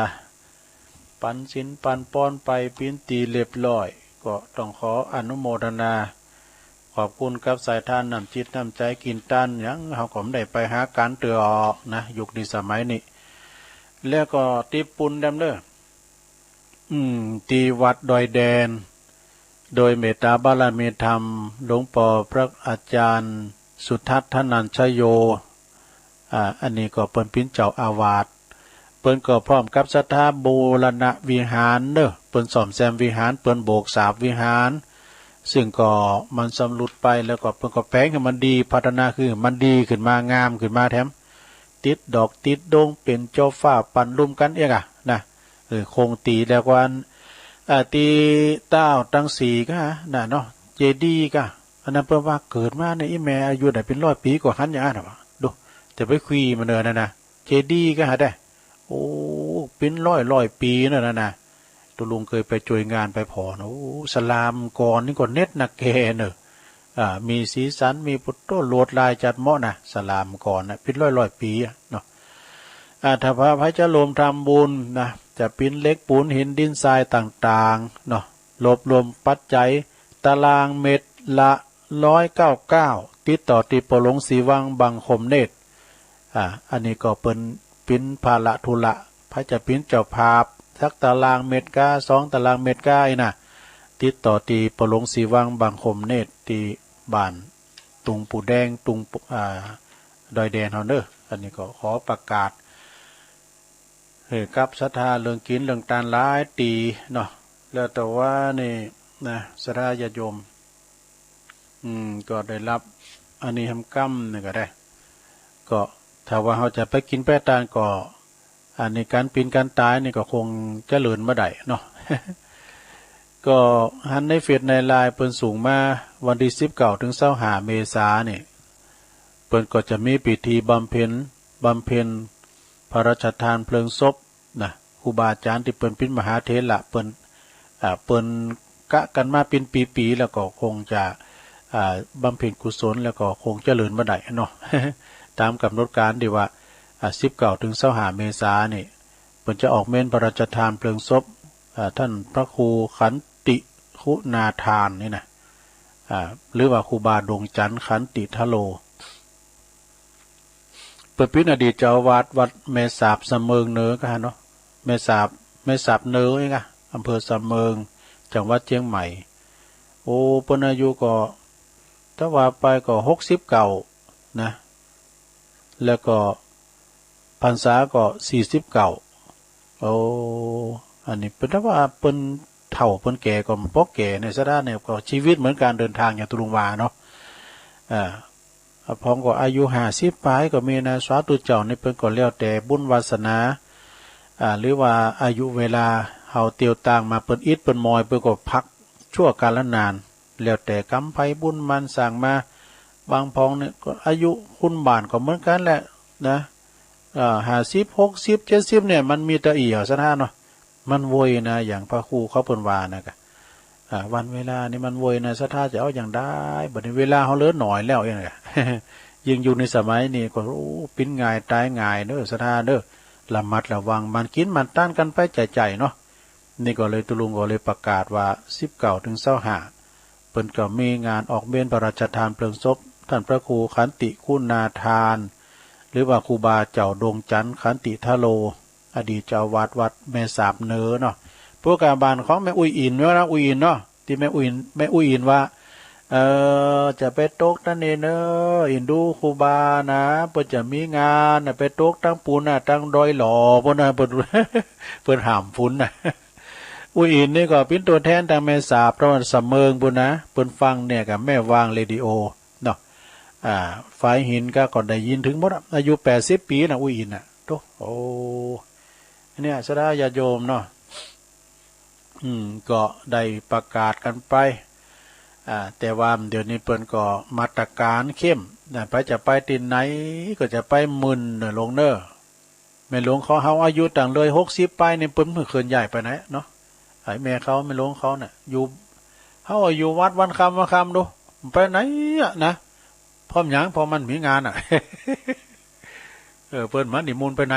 นะอยู่กับวัดเนี่ยพอโทรทัศน์พองกวาดวัดกวาดว่าพองอ่ะกะ คุณก็บ่ค่อยขึ้นวัดเขาก็ถ้าเดี๋ยวโกมันกะเนาะซะท่ามีอยู่หันวัดนึงเด้อเปิ้นเล่าให้ฟังในโทรทัศน์นะหลวงพ่อนั่นเปิ้นเป็นเจ้าอาวาสแล้วก็มีพันเณรก็10ปลายกะฮะเนี่ยทางอีสานพุ่นน่ะมีอยู่หันวันนึงเนี่ยคุณบ้านเปิ้นหั่นแล้วก็เปิ้นทำงานอยู่กรุงเทพแล้วก็ซื้อรถเก๋งว่ะแล้วก็เอามาเจิมว่ะหั่นเอามาเจิมเตียนพระครูนะอยู่มามื้นนั้นพันเณรก็เจ็บออดแน่ๆเพิ่นมาไปเช็คพอนี่เป็นติดโควิดหมดปิดวัดเลยปิดวัดแล้วก็ไผจะมาใส่เข้าบาตรจะมาซ่าเข้าจังหันก็แป้งตุวัดดินาตูวัดเอามาตำไว้หั่นเด้อโอ้สถากักตัวเองเลยเนอะสถาเนี่ยเวลาลูกหลานก็ดีเนาะไปเผชิญโลกต่างนอกซะเด้อก็ประมาทพังเพ้อกาดตกไปน่ะเวลามันติดมันหมอกอาการเนี่ยลำบากเนอะอันตรายนะแล้วเอามาปล่อยคุณเนี่ยเอามาเป็นของฝากคุณต่างเฮินเนี่ยกะเนาะพยายามไปไหนนะสะดามบัดเดียวนี่พอโรงพยาบาลสนามคนหนุ่มทั้งนั้นน่ะ20-30หยังหมู่เนี่ยนะคุณแอวคุณกินดูหมู่นี้คุณไว้ทำงานนะสะดาเดี๋ยวนี้คุณเฒ่าเฮาได้เปรียบกะก่อนนี่ชัวว่าเฮ้ยแม่เนาะเดี๋ยวนี้เฮาก็อยู่บ้านอยู่จ้อนะมันเข้าทางบ่ดีดูฟังรายการไปกันเนาะสดาญาโยมเนาะกันถ้าฟังรายการเนี่ยฟังตุลุงก็ตุลุงไข่เปิดสายหนักไปนี่น่ะตุลุงก็แปลงใจหากันเนี่ยสดาเนาะถ้าเจอตุลุงก็มดเฝ้าเหมือนกันดู แล้วก็แถมอย่างนึงตุลุงก็อยากจะให้กันพ่อแม่พี่น้องเฮาได้มีส่วนร่วมในการจัดรายการด้วยกันในการเฮาฟังเปิ้นโทรก็ปินที่โมนเนาะโอ้กำเดียวโทรมาจากในเมืองเชียงใหม่ก็เดี๋ยวปรุงไปทางเมืองฝางเดี๋ยวปรุงไปทางพวกตั้งงานแม่เหมือนว่าตั้งงานเวียงป่าเผาเนี่ยเนาะเดี๋ยวก็ปรุงไปลำปางเนี่ยนี่ถ้าเตือนมันเขาฟังแบบเหมือนกับมันก็หลากหลายนะสดาญาโยมเนาะอันนั้นสไตล์ตุลุงกับพี่อย่างเงี้ยเนาะก็เตก็เอาทำมาเตดพองเอาหันเอานี่เก็บหันเก็บนี่ก็คือเป็นการสะสมหรือว่าทำการบ้านไว้เอามาเล่าสู่จูกันฟังประคับประคองเวลาจนถึง2 ชั่วโมงสดาญาโยมเนาะคือพอกะ เอาอย่ามาอู่ล้ำเลอก่อนตุลุงว่าน่ะท่านพระครู อภิวัฒนวิกรมเนี่ยหือเวลาตุลุงนักลำไปก้า2 ชั่วโมงนะเอาข้อนี้เฮียจำป้อเนี่ยจะได้พอตุลุงเจอกับบ่าน้ำลายนะเจอก็ทำเจอก็กำตึกสุดตึกมา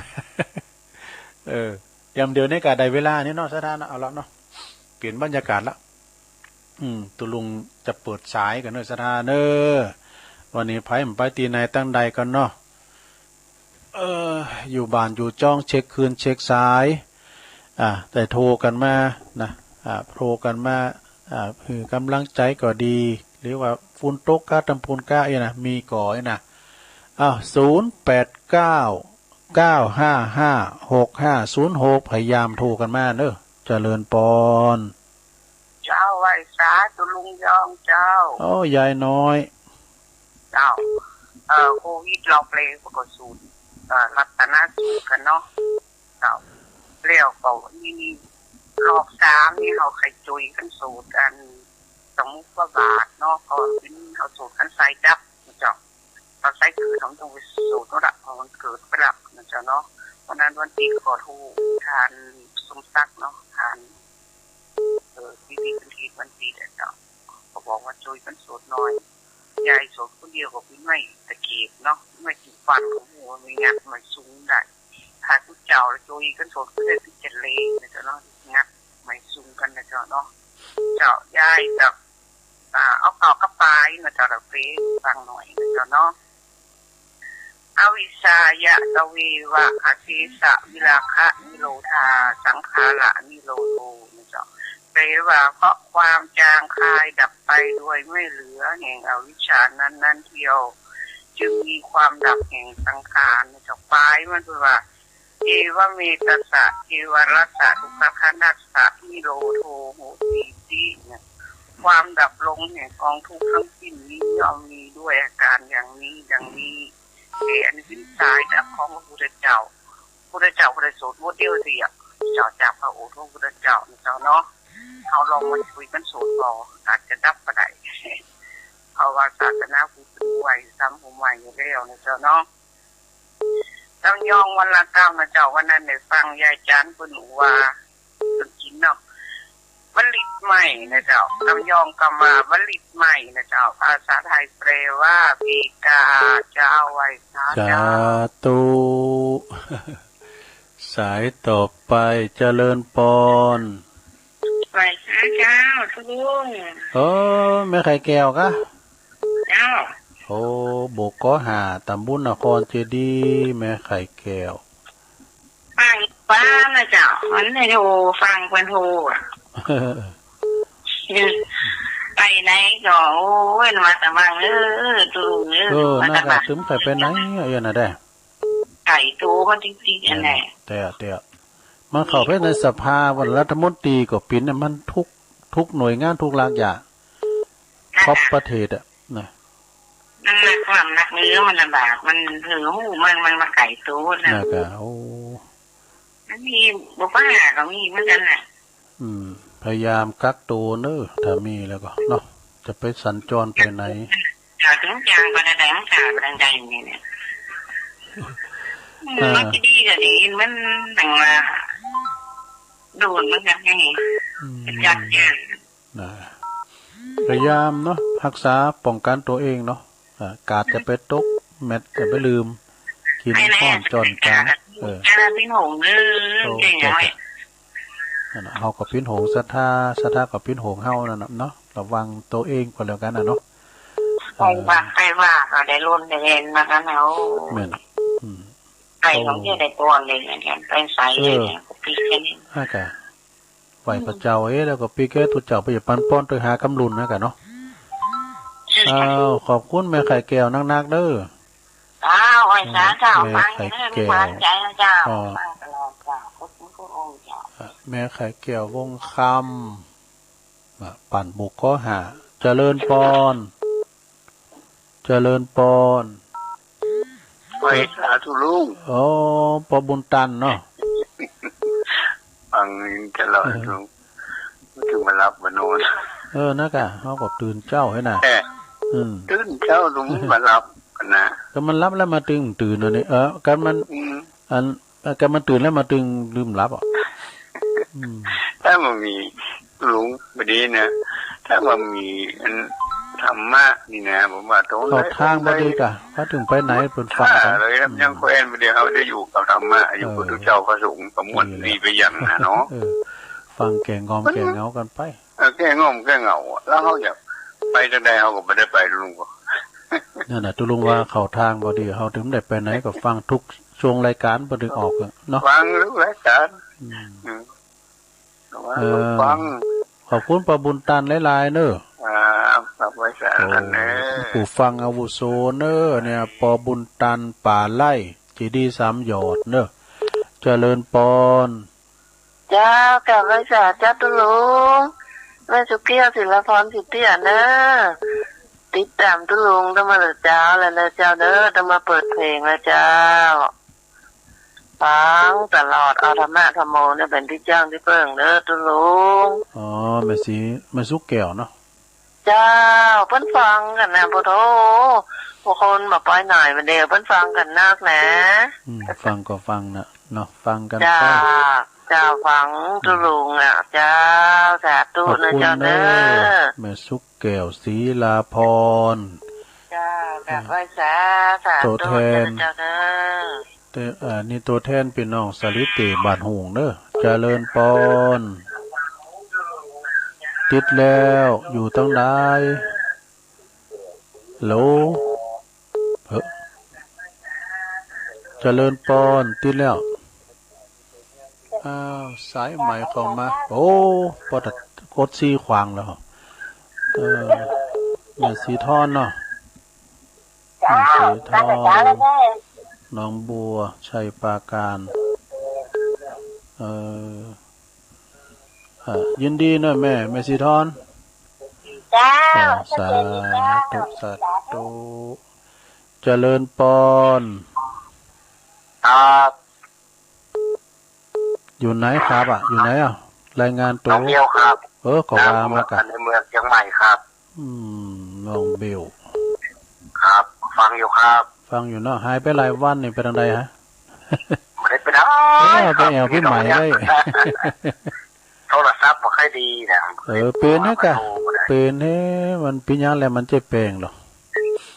ปัจจัยที่5มันมีอยู่ในโทรศัพท์มันหมดตอนนี้ตัวลุงบ่ได้ไปทางใดเนาะโอ้ไปเมืองไหนเฮ็ดได้อยู่วัดนี่กะ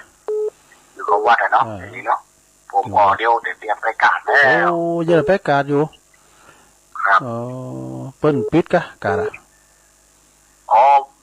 เปิ้นขายครัวอยู่ครับแต่ว่าเอาใส่แมสไปโดยเอกโอ้เป็นลืมแมสเนอะต้องการตัวเก่าไปก็จะไปหมื่นไปให้ดีกว่าปีก่อนกะเนาะมาให้วันนี้ก็ปีกะกะกะ8:30 ก็ปีกะลุงวัดมาครับน้องเบลเด้อได้ก็กำลังใจตัวลุงแล้วนะครับสาธุโอ้น้องเบลนี่หายไปหลายวันเด้อฟังหาไหนก็ได้ตุ้นอื่นก็โทรหาเด้อเจริญปอนเจ้าไว้สายชัตลุงโอ้อันนี้ในดุงหรือสีแล้วเนี่ยเอื้องไทยเจ้าแม่กับแบมือแม่เต้นะลุงเนาะเอายังไปเติมได้นะได้ยังไปตัวกันได้เอาก็บนกระบาดกระชัตลุงนักะวันเวลานี่มันก็เลื่อนไปเร็วเนาะแต่กะหมดเสียงเดินเมษาแล้วเจ้าพูดพัดสุกสาวเนี่ยนักะอาจจะแย่อย่างก็ฟังเงี้ยเนาะอันนี้นะเจ้าเข้าไปหน่อยไปไหนของลูกสมัยเนาะนั่นเนาะไปยามเตียวไหนไปปิ้นเนี่ยไปวัดไปว่าเนาะจะไปเมื่อเรายังไปได้อยู่เนาะนะครับไว้สายจักรลุงฟังอยู่นะสาธุแม่เอื้องไพชัยยองอันนี้เปิ้นก็ติดตามตลอดมื้อๆนี้เปิ้นก็หยอดมาให้เตอหนึ่งก่อนพี่ยังเนาะฮู้ละเปิ้นฟังเจริญปอนไว้จักเจ้าตุลุงแต่อุ้ยคือฟังตุลุงอยู่เนอะถึงวันนี้เปิ้นบุญไม่อุ้ยเราว่ามีสักเตอว่าแต่แป๊บนั้นแต่ไปวัดได้เกี่ยวสักเตอกันเนาะโอ้ปล่อยมันหายโรคภัยไข้เจ็บนี่มาแอวหากันได้กะแม่เนาะจะไปสักเตอจะจดว่าอ่อนไปสักเตอลูกใช่กันใครปะตุลุงก็ใครปะต่อดีกะฟังตุลุงไม่หมดเลย ฟังสุดเตอแม่อุ้ยครูบาดวงจันทร์น่ะอยู่วัดหรือแม่หลวงปินสถาเปิดหากะ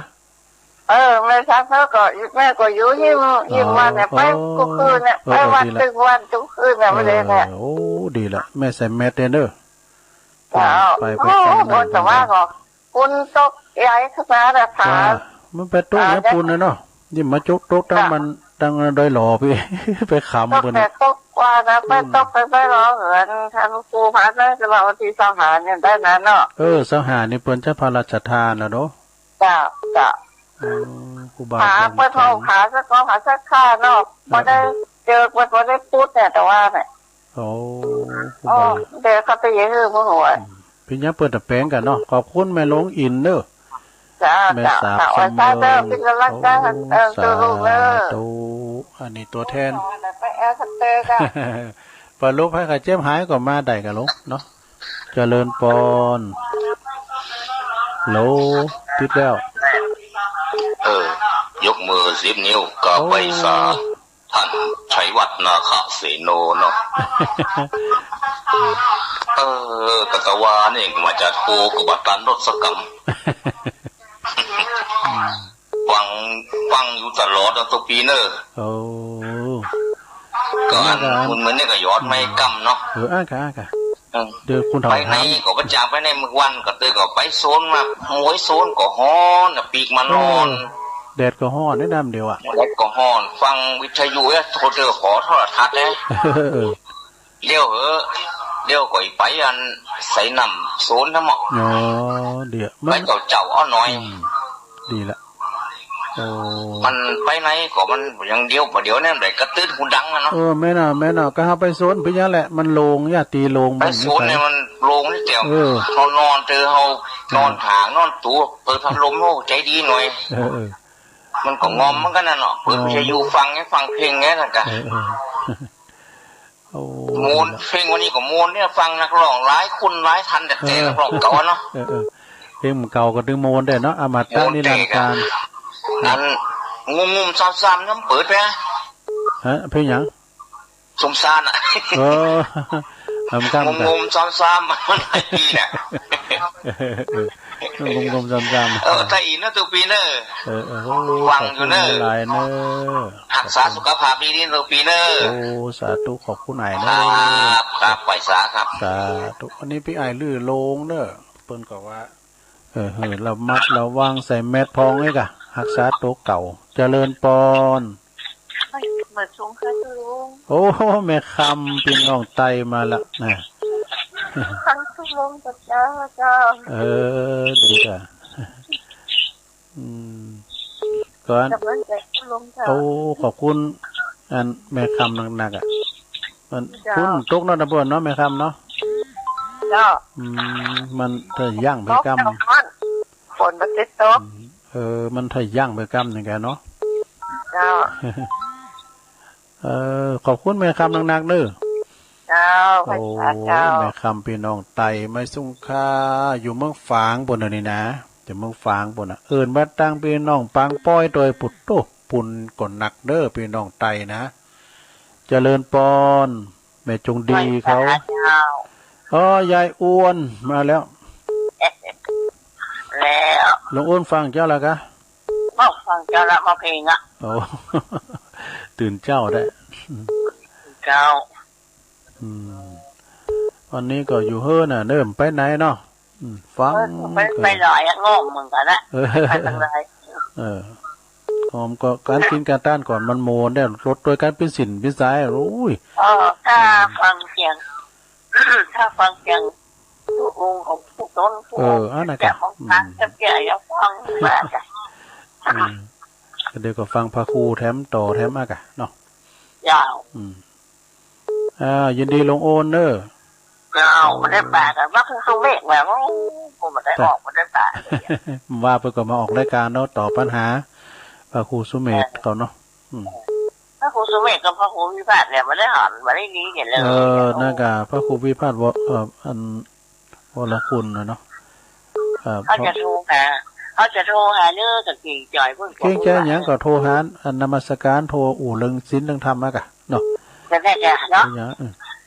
แต่นี้จะโทรหาเขาโทรไปเถอะเบอร์โทรไม่แค่มาคุยแบบมันละก็แล้วแบบได้เสียไหวสาเลยเจ้าขอบคุณหลวงโอนเนอร์สาธุโอ้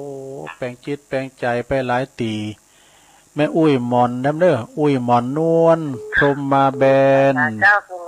พี่น้องปุ้น103 ปีก่อนบ้านนั้นป่าเบาะก็งามแม่แรงเจริญปอนแม่อยู่ไหนเจ้าโอ้แม่หยังกับแม่ตาเจ้าฟังเด้อแม่ตาในฟังตั้งแต่3มื้อเจ้าโอ้ได้ไปไหนกันตัวลุงเอ้ยอยู่บ้านมันเป็นยังอยู่บ้านนะลุงเด้อเจ้าได้ใส่ตัวเนาะอยู่บ้านนั่นนะแต่ง่ายที่สุดอ่ะมันปลอดภัยที่สุดอ่ะเจ้าอยู่บ้านสาธุ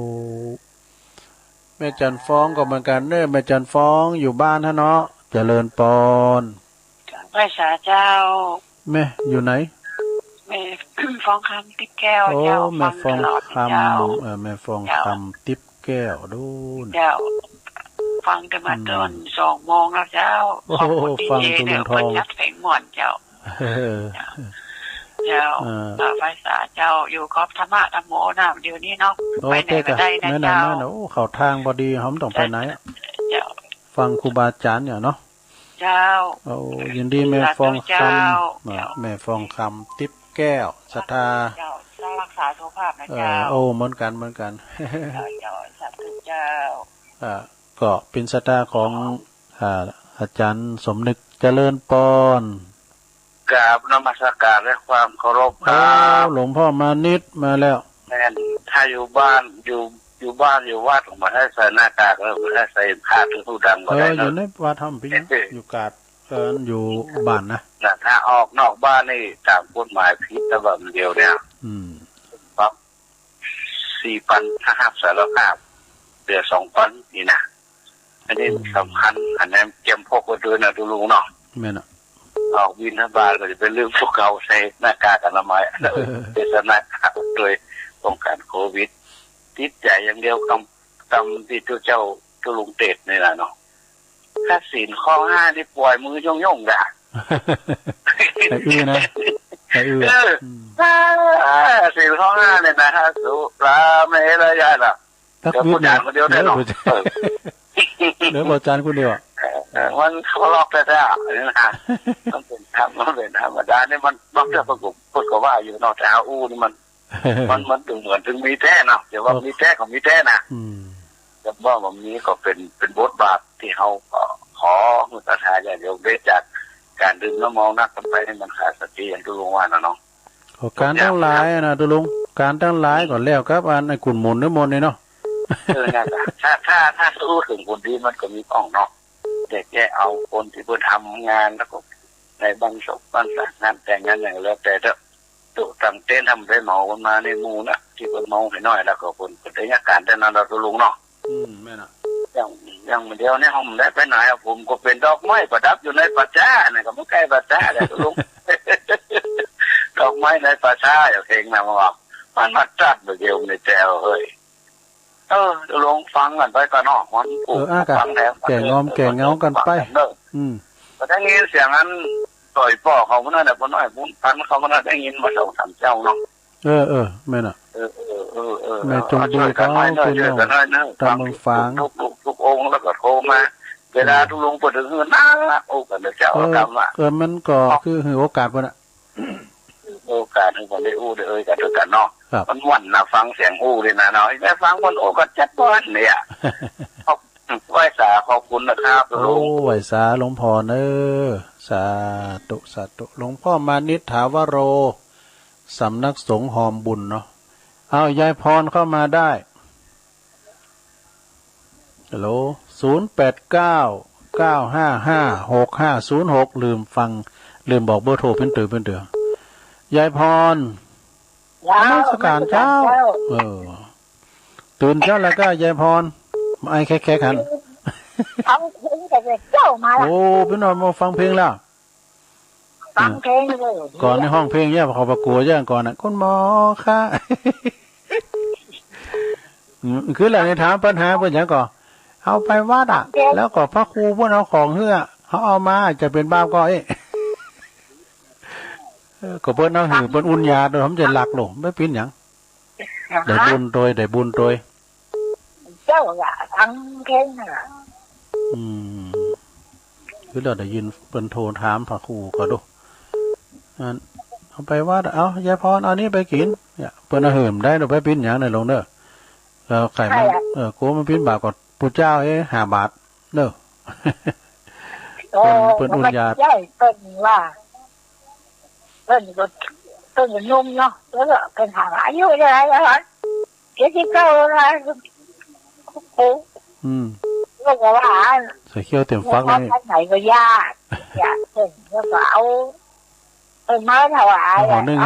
โอ้มเนี่ยมาทานกับเจ้ากับนี้ยังก็เอาไปกินนี่เนาะมันห้ามมันถึงดีถึงอย่างไรเอาไปกินด้วย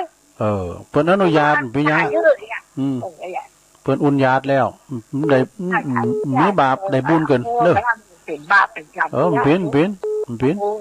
ช่างพองเพิ่นยังเพิ่นยังไปบูชาเอาเนาะอันนี้เพิ่นอนุญาตปียังแล้วเด้อแม่พรเด้อเพิ่นน้ำฝากเข้ามาบ้านนั่นกำกันนะโอ้ดีแล้วก็เพิ่นฝากมื้อหำซ้ำมาดูกินหลายๆเด้อกินหนักๆมัมแล้วจะว่าแม่เป็นนั้นแม่จังเนาะแรงบึ้ดโทรมาทำเด้อบึ้ดเอาเกมก่อนอันดอกกุหลาบครับดอกกุหลาบแดงครับเอายินดีเนอะสักเบิ้นรออยู่จ้ามาตรการเจ้าดีละแม่ยายพรร้องบัวแดงสันกำแพงเจียงใหม่นี่คือแหละเพิ่นโทรถามหนูฟังเพิ่นจนจบเจริญปอนไว้เจ้าตัวน้องตอนใดจ้าแม่ในวันประกอบเนี่ยแม่พันนะฟังเพลงมนต์จะมนต์ว่านอนแม่พันเนาะง่ายแต่ห้องเนี่ยก็เปิดได้วันกับไก่เนี่ยยังไม่ปิ้นยังแหละโทษเปิดฟังนี่ก็พอดีล่ะเราคักโตของแม่ตัวลงเลยโทรมาพร้อมกันได้ยินกันแล้วนี่แม่พันเขาแม่จันสีเขาก้านี่นะเนาะนี่นะกะแม่ไลน์กับเปิดฟังไลน์เหมือนกันเนาะนำบัตรกอกนะเนาะไลน์กะเราได้ก่อนแปะกันก่อนโทรหาตัวลงพ่อเงินกันนี่เปิดถึงฟังกันแล้วก็คุณยอเขาโทรมาพร้อมกันเนาะมีกับคุณลาวเนี่ยโทรมาคุณยอเขาโทรมาพองเนาะแต่อีกกันเนาะดีใจแม่พันเด้อสาธุอันนี้แม่พันเด้ออยู่ปูนอยู่บันกอกนี่นะในเขตตำบลบันกอกนะก็วัดพระบาทตากผ้าโดยเมตตาบารมีธรรมหลวงพ่อพระครูศรัทธาพิมลรองเจ้าคณะอำเภอเนื้อวัดบันกอกนะเจริญปอนนมัสการเจ้าตามใดเสียงป้อยดีล้ำเหรอแม่อุ้ยได้ยินได้ยังอุ้ยนงนะอุ้ยนงเนาะเจ้าอุ้ยนงรักนะแม่ครูรายการนั้นเนาะขอบคุณหลายกราบไหว้สาท่านพระครูสุขีตุลุงยองปีล่วงเป่าฉลูท้องสู่รายการทำคุณเฒ่าเราเจ้าบ่ายอยู่ตึงวันจงสุขสันต์สำราญใจไทยล้านนาอุ้ยแม่คือกำลังใจในรายการในสืบสารงานบุญศาสนาแม่มีภัยโควิดไล่หายตัวมายังหารกล้าสู่กันไปคนไทยยองเป็นธรรมเนียมก่อให้เกิดซึ่งตำนานในสงกรานต์พิธีกรรมศาสนาภูมิปัญญาวัฒนธรรมการบวงสรวงมนุษย์และเทวาภูมิปัญญาวัฒนธรรมประเพณีธรรมชาติกับมนุษย์สุดประเสริฐคือกำเนิดอยู่ร่วมกันสำคัญหมายสัจธรรมคือชีวิตจิตใจกายตามจุดหมายกฎไตรลักษณ์ประจักษ์จริงวันสงกรานต์ปีใหม่ไทยวิถีผุดประเสริฐสุดทำดีทวีผลปีเก่าไปปีใหม่มาสาธุชนจิตกุศลโลกธรรมนำติดตามเปิดโลกใหม่ภัยโควิดวิกฤตร้ายนำวอดวายสู่เจ้าโลกโศกหนักหนาอีกวิกฤตอื่นๆมีตามมาเก่งเป็นกล้าเข็นขาคนทนทุกข์ใจธรรมะคือธรรมชาติที่มีอยู่พ เพราะมีผู้คนพบทางศาสนาพระพุทธองค์ตรัสรู้เป็นศาสดาปฏิบัติมาโลกธรรมธรรมชาติเองเมื่อมีลาภเสริมลาภเป็นธรรมดามียศมาเสริมยศหมดสงสัยสรรเสริญนินทาว่ากันไปเมื่อนานไปก็สลายเป็นสายลมต้องเรียนรู้วิถีชีวิตใหม่ New Normal ต้องตายผ่อนชีวิตวิกฤตนะเราต้องสู้ด้วยสติและปัญญาทำตามกฎกติกาพาสบายรวมกันแล้วอยู่ต้องเปลี่ยนไปแยกกันแล้วอยู่ใดปลอดภัยหนารวมกันตายเพราะมาทำตามสัญญาก็จะพาตายทั้งหมู่อยู่ไม่เป็นสงกรานต์ปีใหม่ไทยคือเป็นสุขเอาความทุกข์เอาโลกไปกับกุศลสังขารรับได้เงินล้านตื่นได้เงินแสนสำราญตลอดกาลชีวิตใหม่สดใสโมทนาสาธุได้ยินคำน้ำของตุลุงใจอ้อมเป้ามาไก่สวนตุลุงสบายมากยังมีฉบับที่2แต่เอาไว้ก่อนมันเลิงมันหนักแต่สถานเราวันก่อนก็ได้บุญนะกับอันปั่นป้อนทั้งหลายเนี่ยขอเอาสายคนอื่นจะได้อู่ต่อนะสา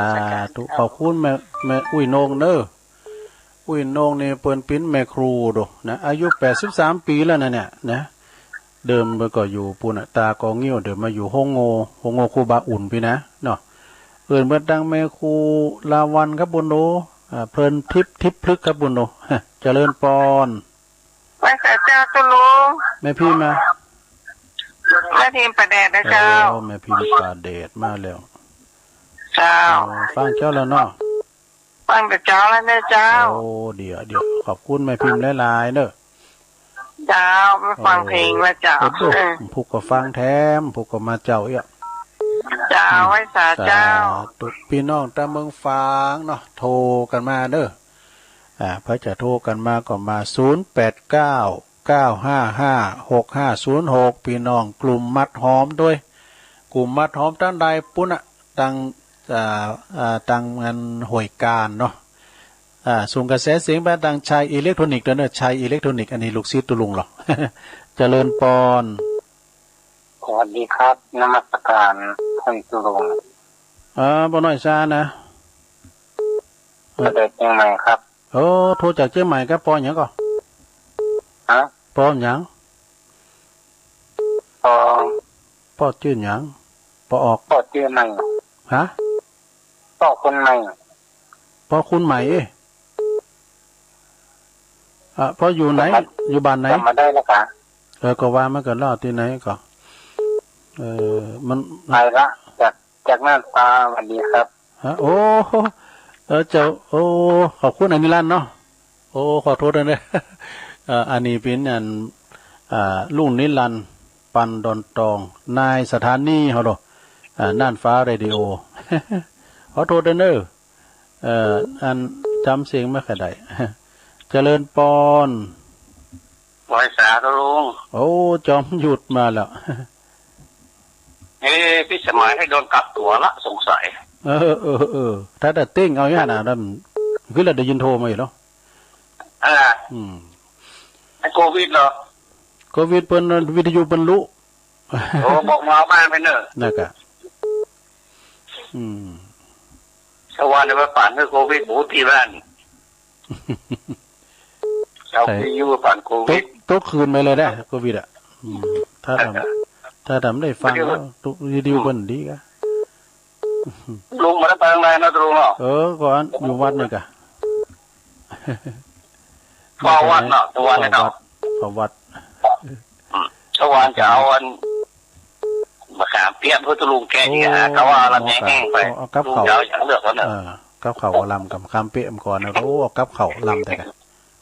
เอาครับจ้างแกกิโล10 บาทลุงไม่ได้ไปทางไหนไปรับจ้างลงไปอยู่ว่าอยู่มากะมารับจ้างก่อนเลยเหรอไม่ต้องลุงแก้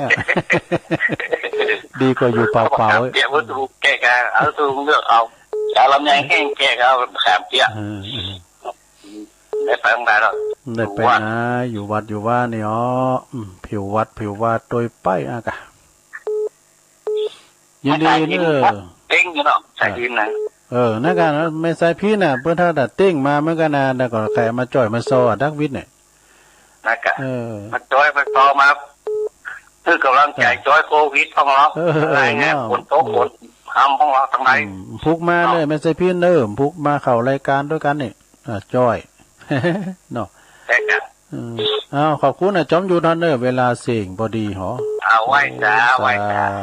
โอ้บุญมายุนก็เดี๋ยวเจริญปอนโหลเจริญปอนมาตรการครับผมโอ้โหท่านอาจารย์นิพนธ์มาปิดท้ายครับผมฟังอยู่นะครับละเอียดครับเดี๋ยวตอนแรงเจอกันครับตอนแรงปากแกทำกรรมสาธุโอ้มาแล้วเจริญปอนทำกรรมป่ะไม่สาเจ้าตุลุงตอนได้จ้าอุ้ยเจ้า